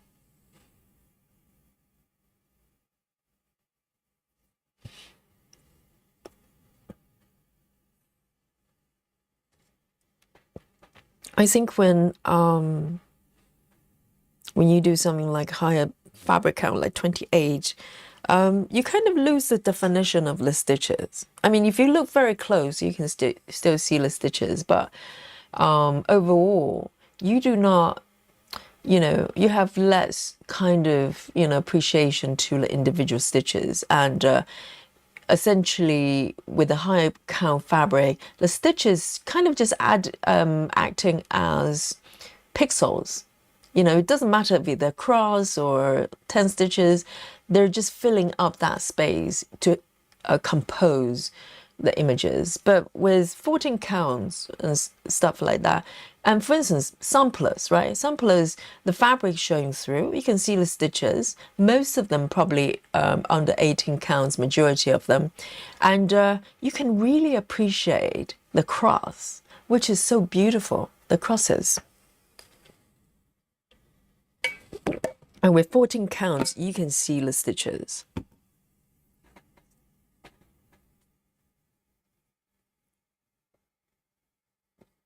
All right, then, let me do this. This is a really pretty color, 3816, 3816.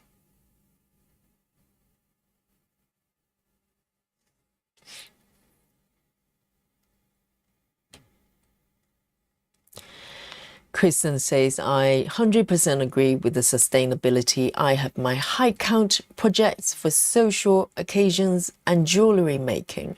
Oh, I see. So the necklace you made the other day, the other week rather, with the fabric, that was part of the plan, was it? Because I was under the impression that you were doing tests and then turn it into a necklace. But that's very clever. That's very clever. Yes, I suppose if you want to turn into a kind of a pattern for necklaces, then maybe tinier stitches would, you know, be quite nice. But that's provided you can stitch it. Most people probably wouldn't enjoy it. Wouldn't enjoy that very much.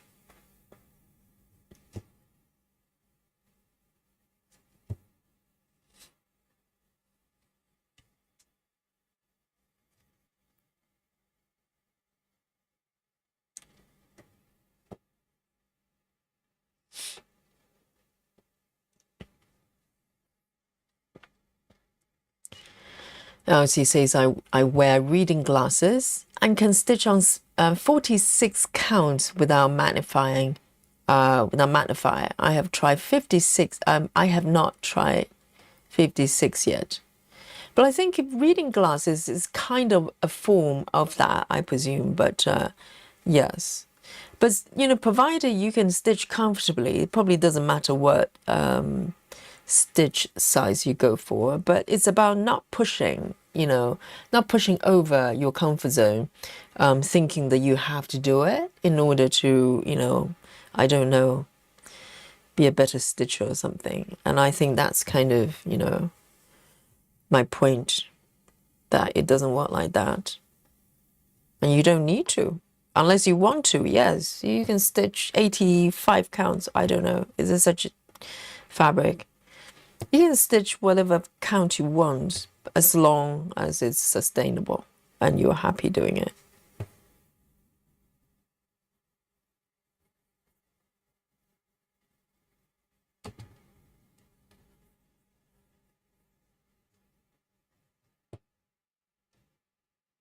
Yes, Joyce is one project person for now until the new place.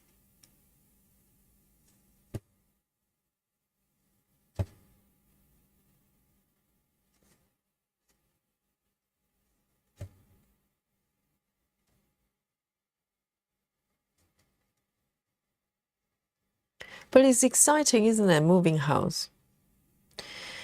Going to a new space. A new location as well, isn't it?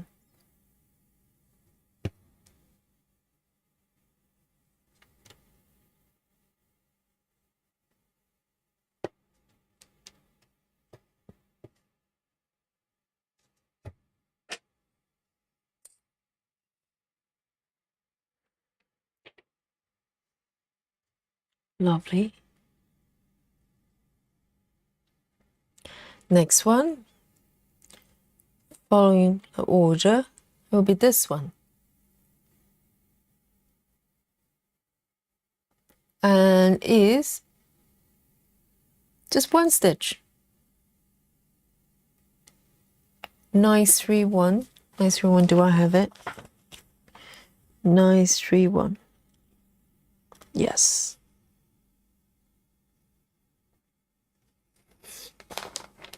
Literally just one stitch.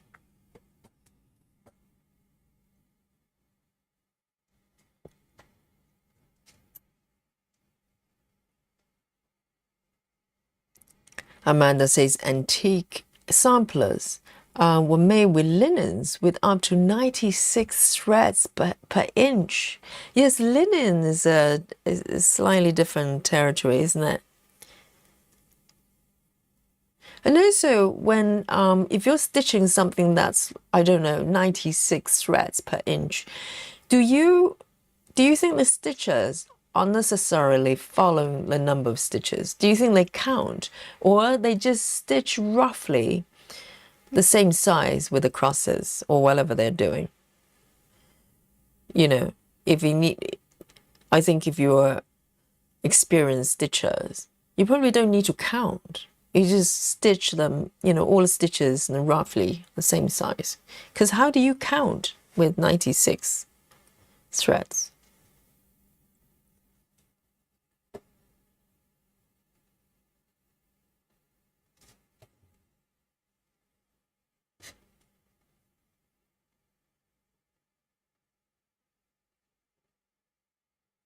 I have done embroidery on, I'm not sure if it's linen, but just on normal fabric. Let me show you what it is, because I've got it right here. At least some stuff, they have not disappeared on me. Okay, so I do have it here.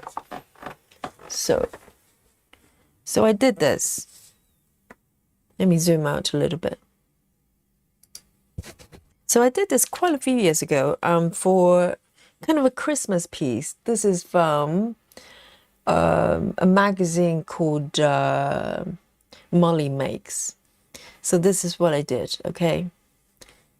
So this is on a piece of cotton. It's not linen. I don't know what it is. There's some dolly's hair on top. And but it's kind of an embroidery, you know, thing. I didn't have to count. And I literally just draw the outline of the pattern and just, you know, stitch over it. So my question, what I was saying was, if you're doing crosses for cross stitching on fabric, I don't know what count this is. This is probably like, I don't know, 100 counts per inch. This is really, really fine. But you probably don't count. You just stitch because if you're skilled, you probably just stitch the crosses roughly around the same, kind of the same size. You know what I mean? So you don't have to count. Lynn says, I stopped using the magnifier. It made me feel really ill yesterday. Yes, stop using it, Lynn. If a magnifier is making you feel ill, or like reading glasses, I remember my mom was having prescription for reading glasses that weren't correct. Literally, she was having motion sickness, and it's really, really bad. If a magnifier or glasses making you feel unwell, change it or throw it away. Do not use it. Okay, Lynn, don't use it. Maybe it's too strong, or maybe the quality of the lenses are not good enough that sometimes it can create problems. Don't use it. Amanda says they were definitely counted. They're accurate reproduction of some of them. Huh. How do you count 96 count per inch though? You have to get your calculator out.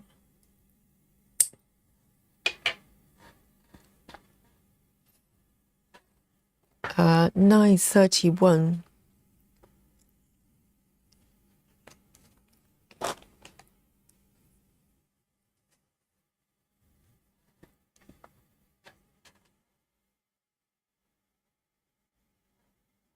Very nice.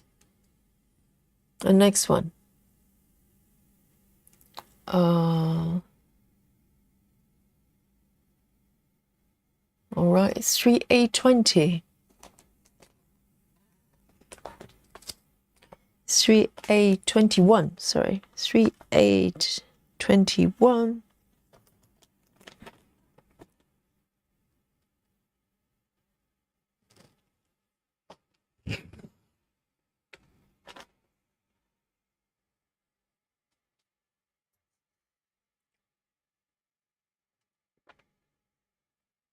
Yes, I think a linen stitching is a different genre. See you later, Joyce. 99. Hope you enjoyed your session today.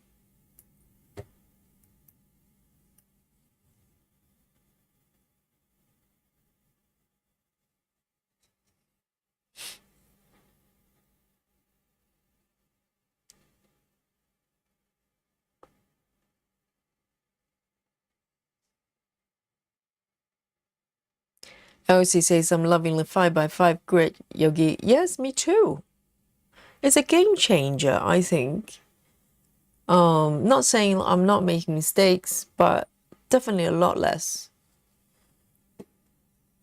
And it just makes finding stitches much easier.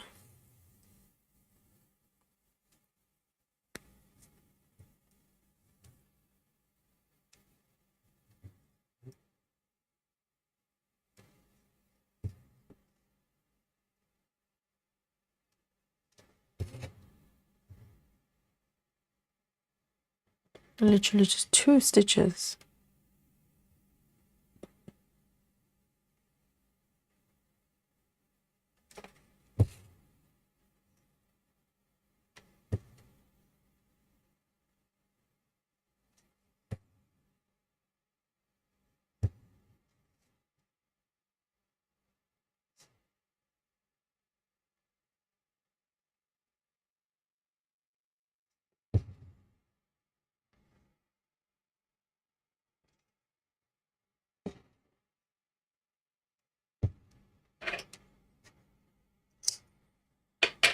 Lovely.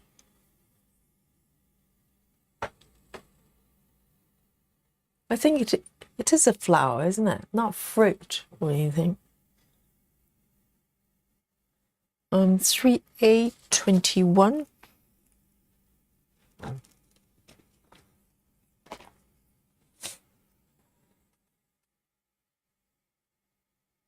The next one, another single stitch, ninja stitch, 732, 732.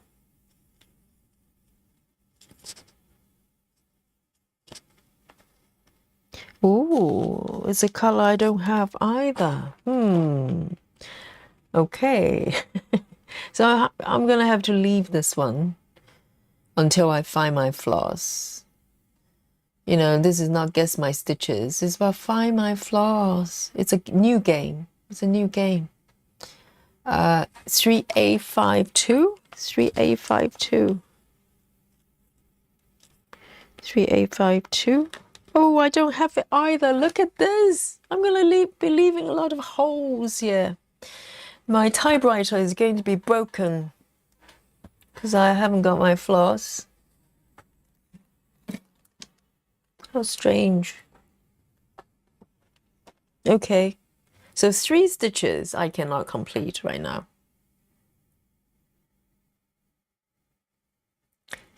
And Susan says, a funky flower. I know, it looks almost like a fruit. Some sort of orange fruit. But it's a flower, I think. Callum, hello. Callum says, hi Yogi, when are we going to see Dolly on the live stream? I know Dolly is probably belly up and napping as usual, while I'm sort of streaming here with sweat and tears looking for my floss and cannot find my floss. And Dolly just there having a jolly, you know, good time, just napping. And not a care in the world. That's the life of Dolly, okay? I know, Callum. Okay then, so I cannot complete these 3 stitches, okay? It's beyond my control. It's the universe. It's haunting. It's haunting my my floss, so I cannot find it. So I am going to come down to row 6 and find the next stitch. Row 6, aeroplane.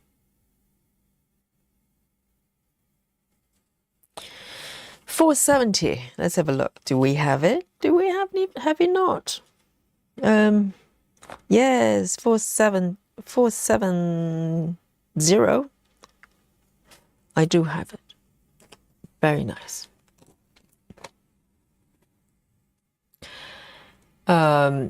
Mary says, Dolly living the best life. I know. And I'm not sure she appreciate the fact that she's very lucky kitty, you know.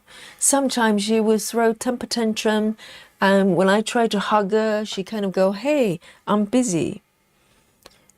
So, you know, I'm trying to make her realize that she's actually a very lucky kitty.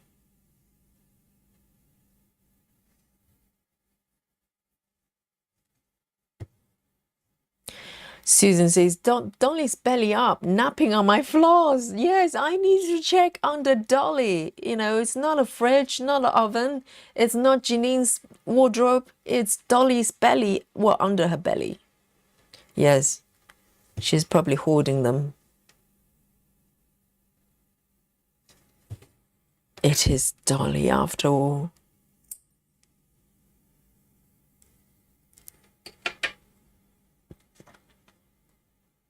Yes, Callum agrees.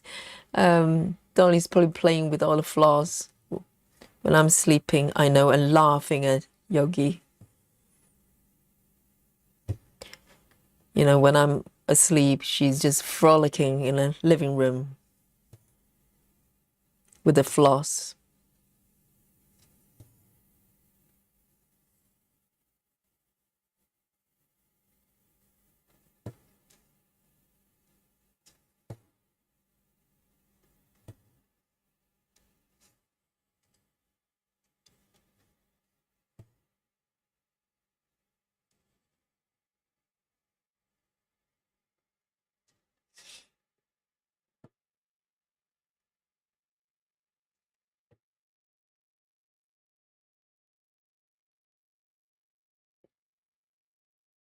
Oh, she says Luna is napping on my cross stitch webs.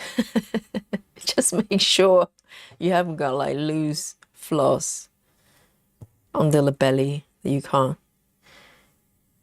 get to.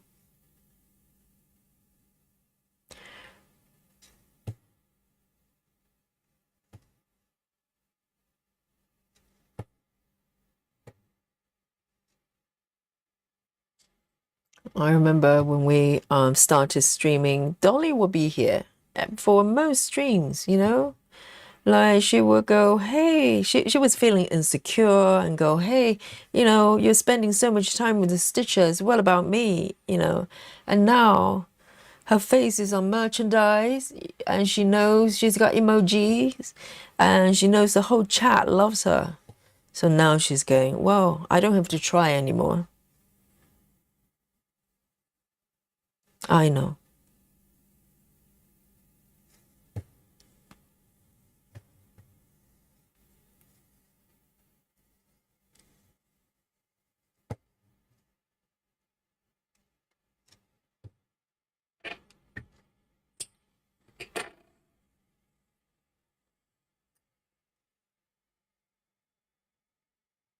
All right. Row 6. Have I got more? Yes, I do. 502. 502.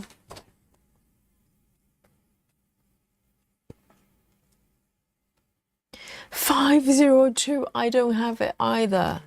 Dear, oh dear. I think my invisible flaws, they're just laughing at me. Okay, next one then.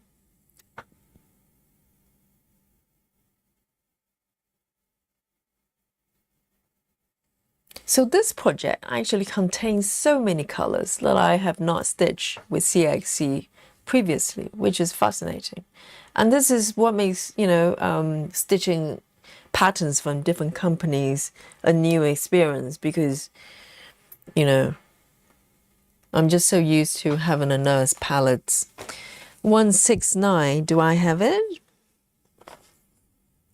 Yay! I do, finally.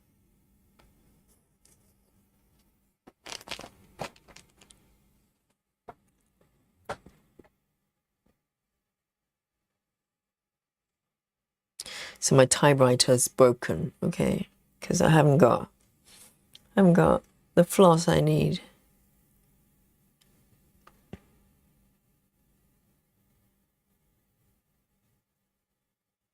So one stitch here, and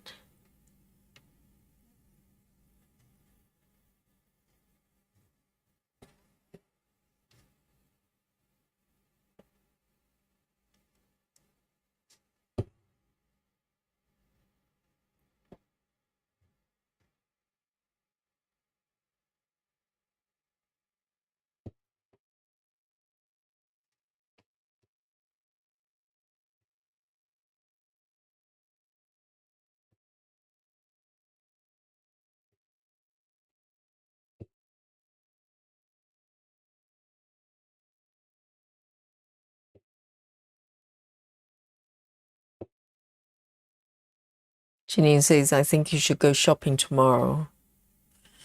Yes, or maybe go to a church or something, find some sort of a priest.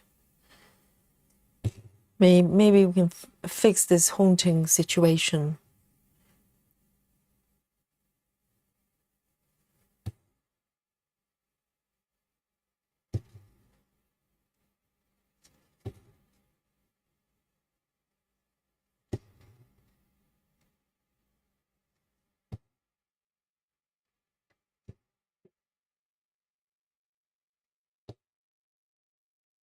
I still have hope, I have not checked my oven and my fridge and my freezer.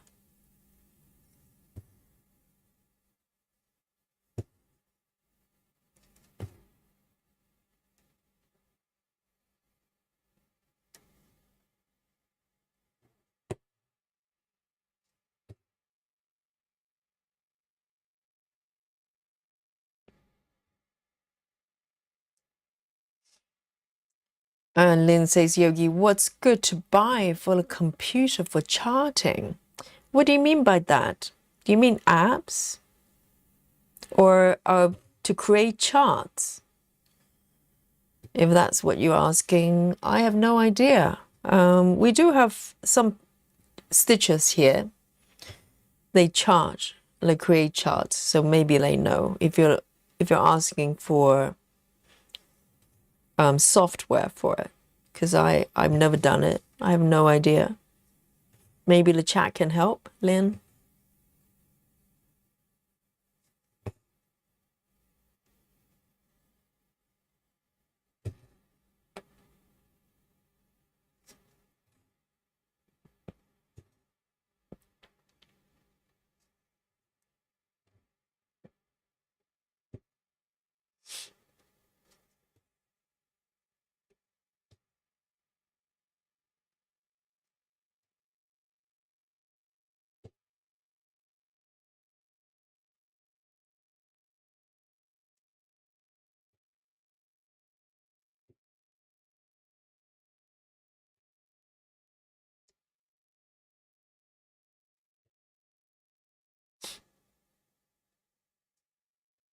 The CXC feels really good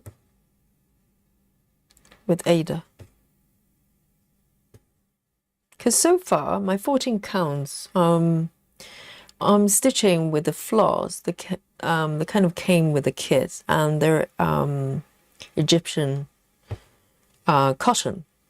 And they're a little bit more, the texture is a little bit different when I'm stitching. CXC is softer, whereas Egyptian cotton that I've got for the kids, they're a little bit more robust. So the feedback of the threads are different on 14 counts. So this is slightly different experience. Okay, maybe just 2 more stitches on this one.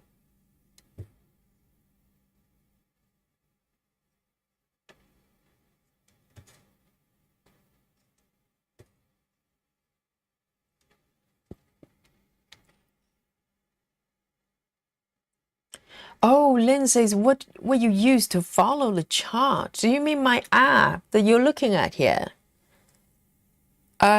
It's on my iPad, and it's called Cross Stitch Saga.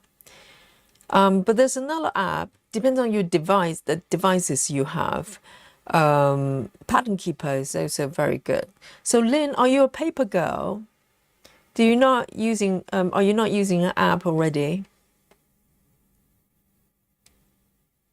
Because I know some of you are paper girls.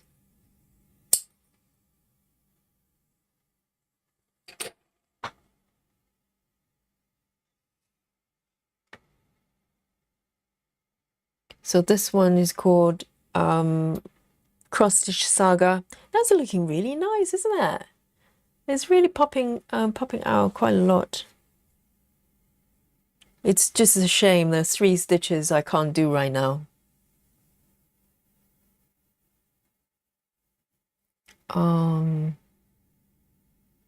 Next one, this one I know I do have. 3371, 3371.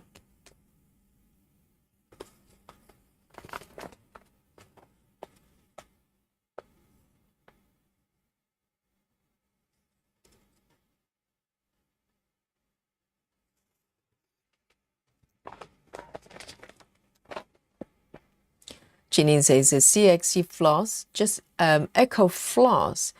I think Suzanne explained that to me before, but I can never ever remember. I'm not sure. Oh, Lynn says I'm a paper girl. And Lynn, are you moving to transition to be a digital girl? If so, I think I don't know what device you've got. If you've got an Android, I think Pattern Keeper is quite good for most, situation. I mean, CXC, not CXC, Saga is a little bit more involved. So really depending on what you're looking for. Alison says, I'm behind on the stream. Did you find scans? Nope. But then, Alison, I have not checked my oven. I have not checked my freezer. Okay. And I'll report back. And also, I have not checked Janine's wardrobe. And Janine's wardrobe might be hiding a lot of things.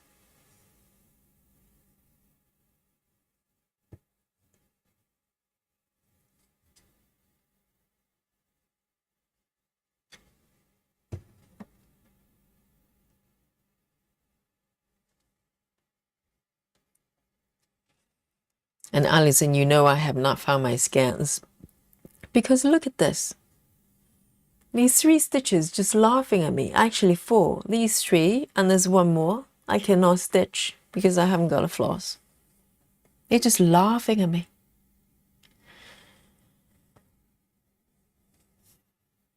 Oh, sound stitching is paper girl as well. I think, for a lot of stitches, they enjoy, following the paper 1 page at a time.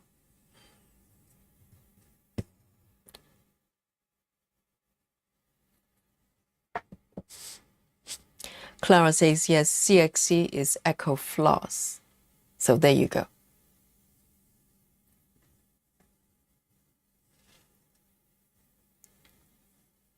Janine says, if you're not computer savvy, Pattern Keeper for Android is the better one to try first. Janine, are you presuming Lynn is not computer savvy? Maybe Lynn is a hacker, we don't know. Maybe Lynn is some sort of a computer whiz kid.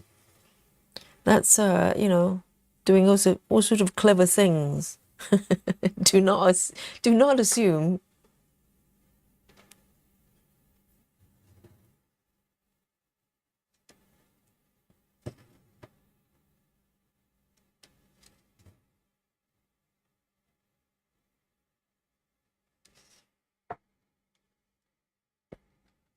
Clara says, did you check the bay window when you let out Dolly yesterday? That's an interesting proposition there. Why would I grab my floss to go to the window? But I'll definitely have a check. I'll go around the entire house to see if I can find anything. And maybe check Mr. Yogi's pockets, just in case he's gaslighting me. No, I'm kidding. It's got to be here somewhere. I think.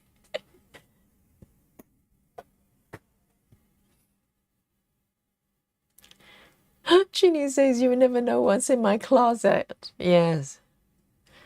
A skeleton, maybe. Or 2.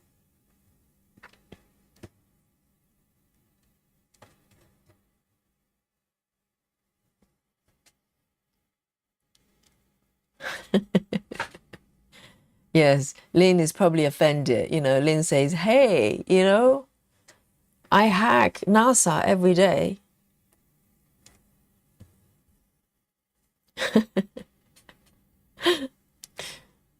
Lynn says, Yogi, I bet you will find the floss under the duvet. Oh dear, not a duvet again.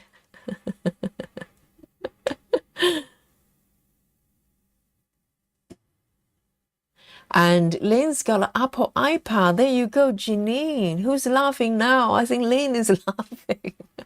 She's got an Apple iPad. Okay, Janine.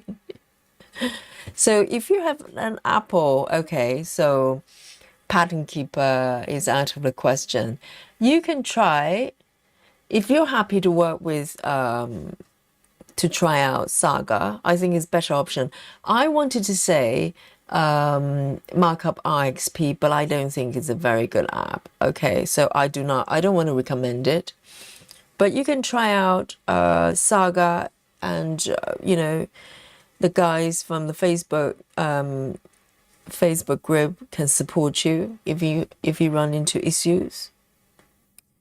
So you need conversion as well. So you probably need some help with the conversion if you don't have an Android, right? 8 moon phases coming in hot and go 100% in Mr. Yogi's pocket. Okay, very good. Look at this. And hello, you. Welcome. Yes, love it. Oh, so Mr. Yogi's the prime suspect then. Dear, oh dear, this is like a true crime case.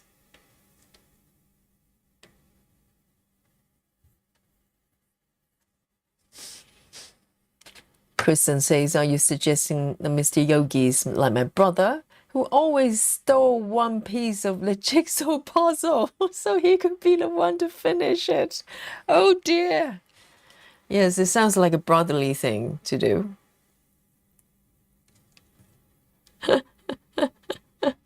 Poor Mr. Yogi. And Mr. Yogi is like, I'm innocent, okay? Just like Dolly. We're both innocent.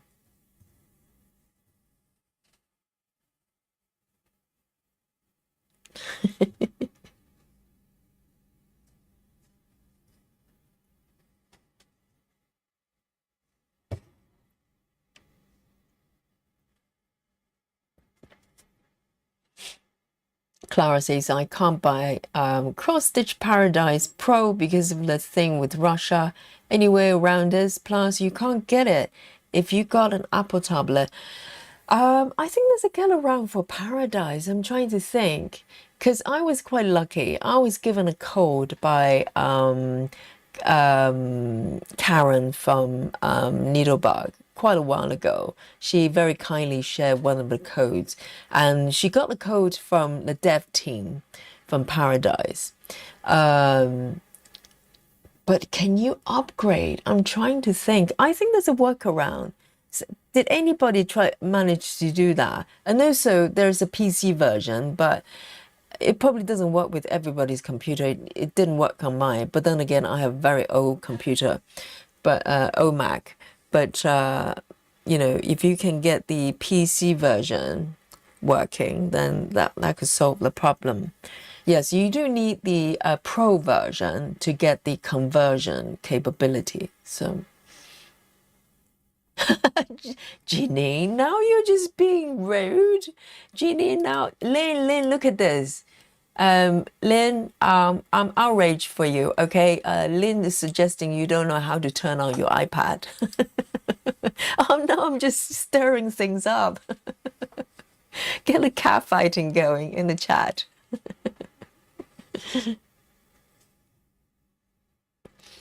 How dare you, Jeanine?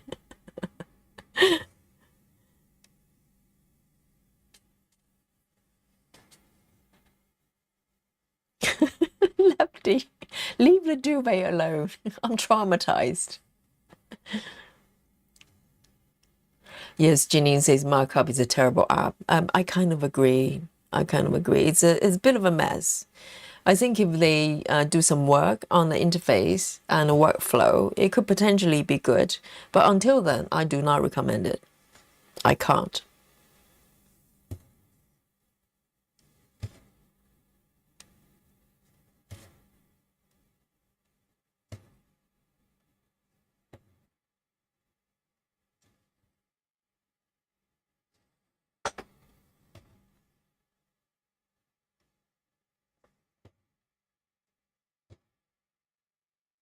Oh, this feels so good. I love it. I enjoy it so much. CXC is definitely a great choice for this piece. Even though I cannot find my my floss.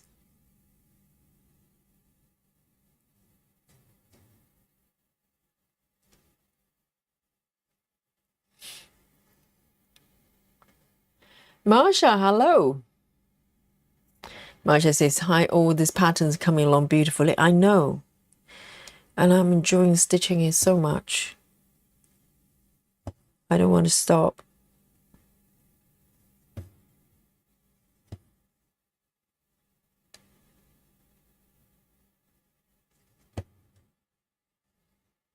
But I think the next color may be my last one, as we are 23 minutes past midnight here in London.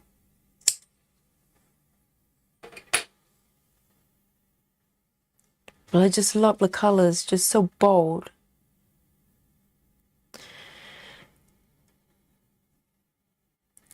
And 8 Moon Faces say thank you for welcome. Glad I found you. Been enjoying it. Yes, thank you for saying hello. We sometimes have newcomers, you know, they kind of lurk a little bit and finally come forward to say hello. So wonderful. I'm glad you enjoy it and come join in. Janine just being mean, okay?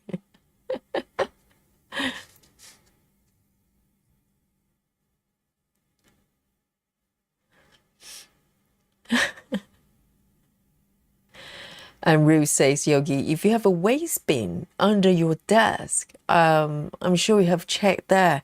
I don't have a waste bin, I have a waste basket, and I'm looking at it, and I can't see anything.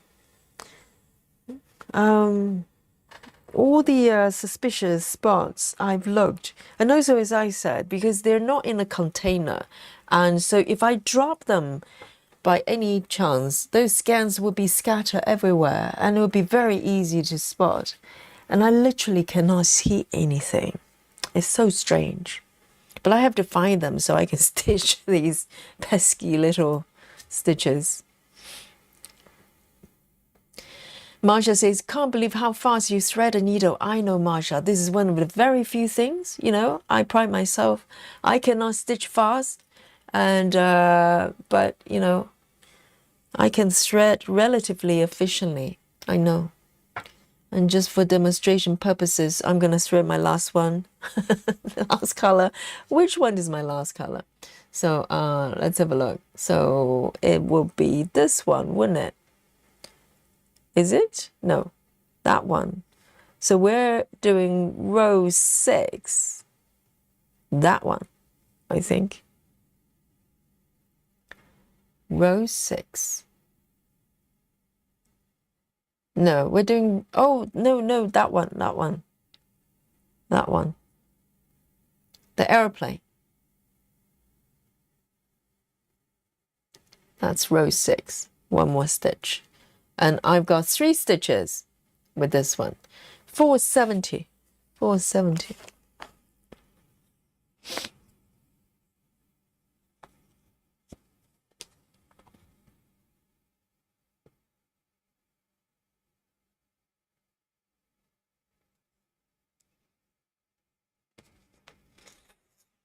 Hi, Needle. Needle keeps me busy. Is here.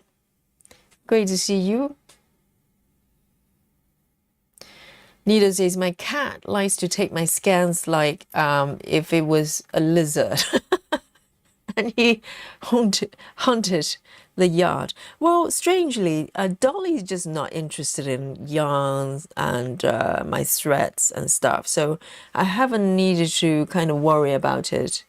But I have a word with Dolly, okay? Recently, she's been very rebellious. So I just wrap my thread around and push my needle through and it's threaded. So we're talking a second. Is it a second? Because you know, the stitching methods are my choice, like Gemma's method and parking method. I have to, you know, thread on thread a lot. So being able to thread quickly is kind of necessity. Okay, then I have 3 stitches to go. And Elsie says, have you looked behind your desk? I have looked under. I probably need to check behind somewhere. I'm sure there are blind spots that I missed. But it's got to be in this room. It cannot possibly be outside this room. Lynn says, Kamari has difficulty threading the needles like me. I'm surprised by that. Occasionally, I don't think she has difficulty, but I have seen her struggling a little bit before. And I've been watching the way she threads her needles. She threads like, it's interesting. She had not discovered my way of threading because it's, she basically holds a needle and then try to push try to push the thread through like that. A lot of people do that and they have a terrible time because it's very hard to do. And because the tip could be, you know, like a frayed like this, and then you have to snip off, which is a lot of work. So, you know, the best method, even with 2 strands, you can just wrap it over, pinch really tight and just push it through the eye of the needle. But then again, she's so fast, you know, even though she threads a little bit, takes a little bit time, she's still super fast, like 45k fast. Laura says, I have 615 stitches. This stream will hold. Laura, you just, you know, Yogi's just about to announce the stitch counts. Laura just have to come forward and go, hey, I've done 615. No biggie, you know, it's a slow day. See what I have to put up with, okay? And I think I've stitched. Is it a right spot? Okay, it is the right spot. For a moment I thought I stitched the wrong spot. So 2 more stitches to go, Laura. See who's laughing now in a bit, okay? See if I can, you know, break your record.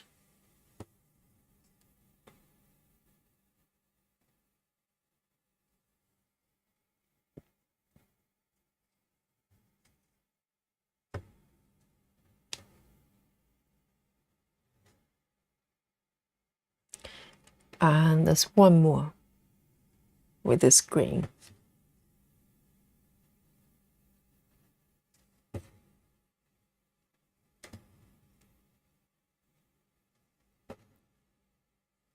Janine says I use a needle threader. Never had a hard time that way. Yes, you can use a needle threader, but it's just that you have to find your needle threader, and also, you know, you have to use a device. I find it easier just doing my method.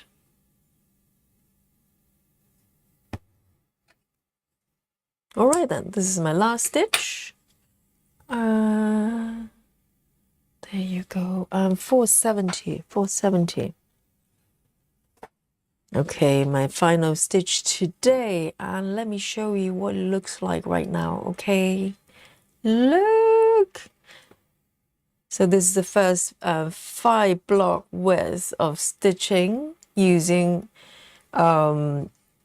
typewriting method. So picking 1 symbol at a time in order, and there are 4 stitches I have not been able to complete because of my haunted situation in this room, and but I think it's looking great, and I think this method is working well, because a lot of times in the past when I do typewriter, at some point I get bored of it and start to do cross country, and forgetting the benefit of typewriter is that it looks after those, you know, loose stitches as I go along. If I had my floss today, let's say if my floss had not fallen into a different dimension, these stitches will be completed. This flower will be completed, and you know, it will look even better, even though now it's looking quite adorable.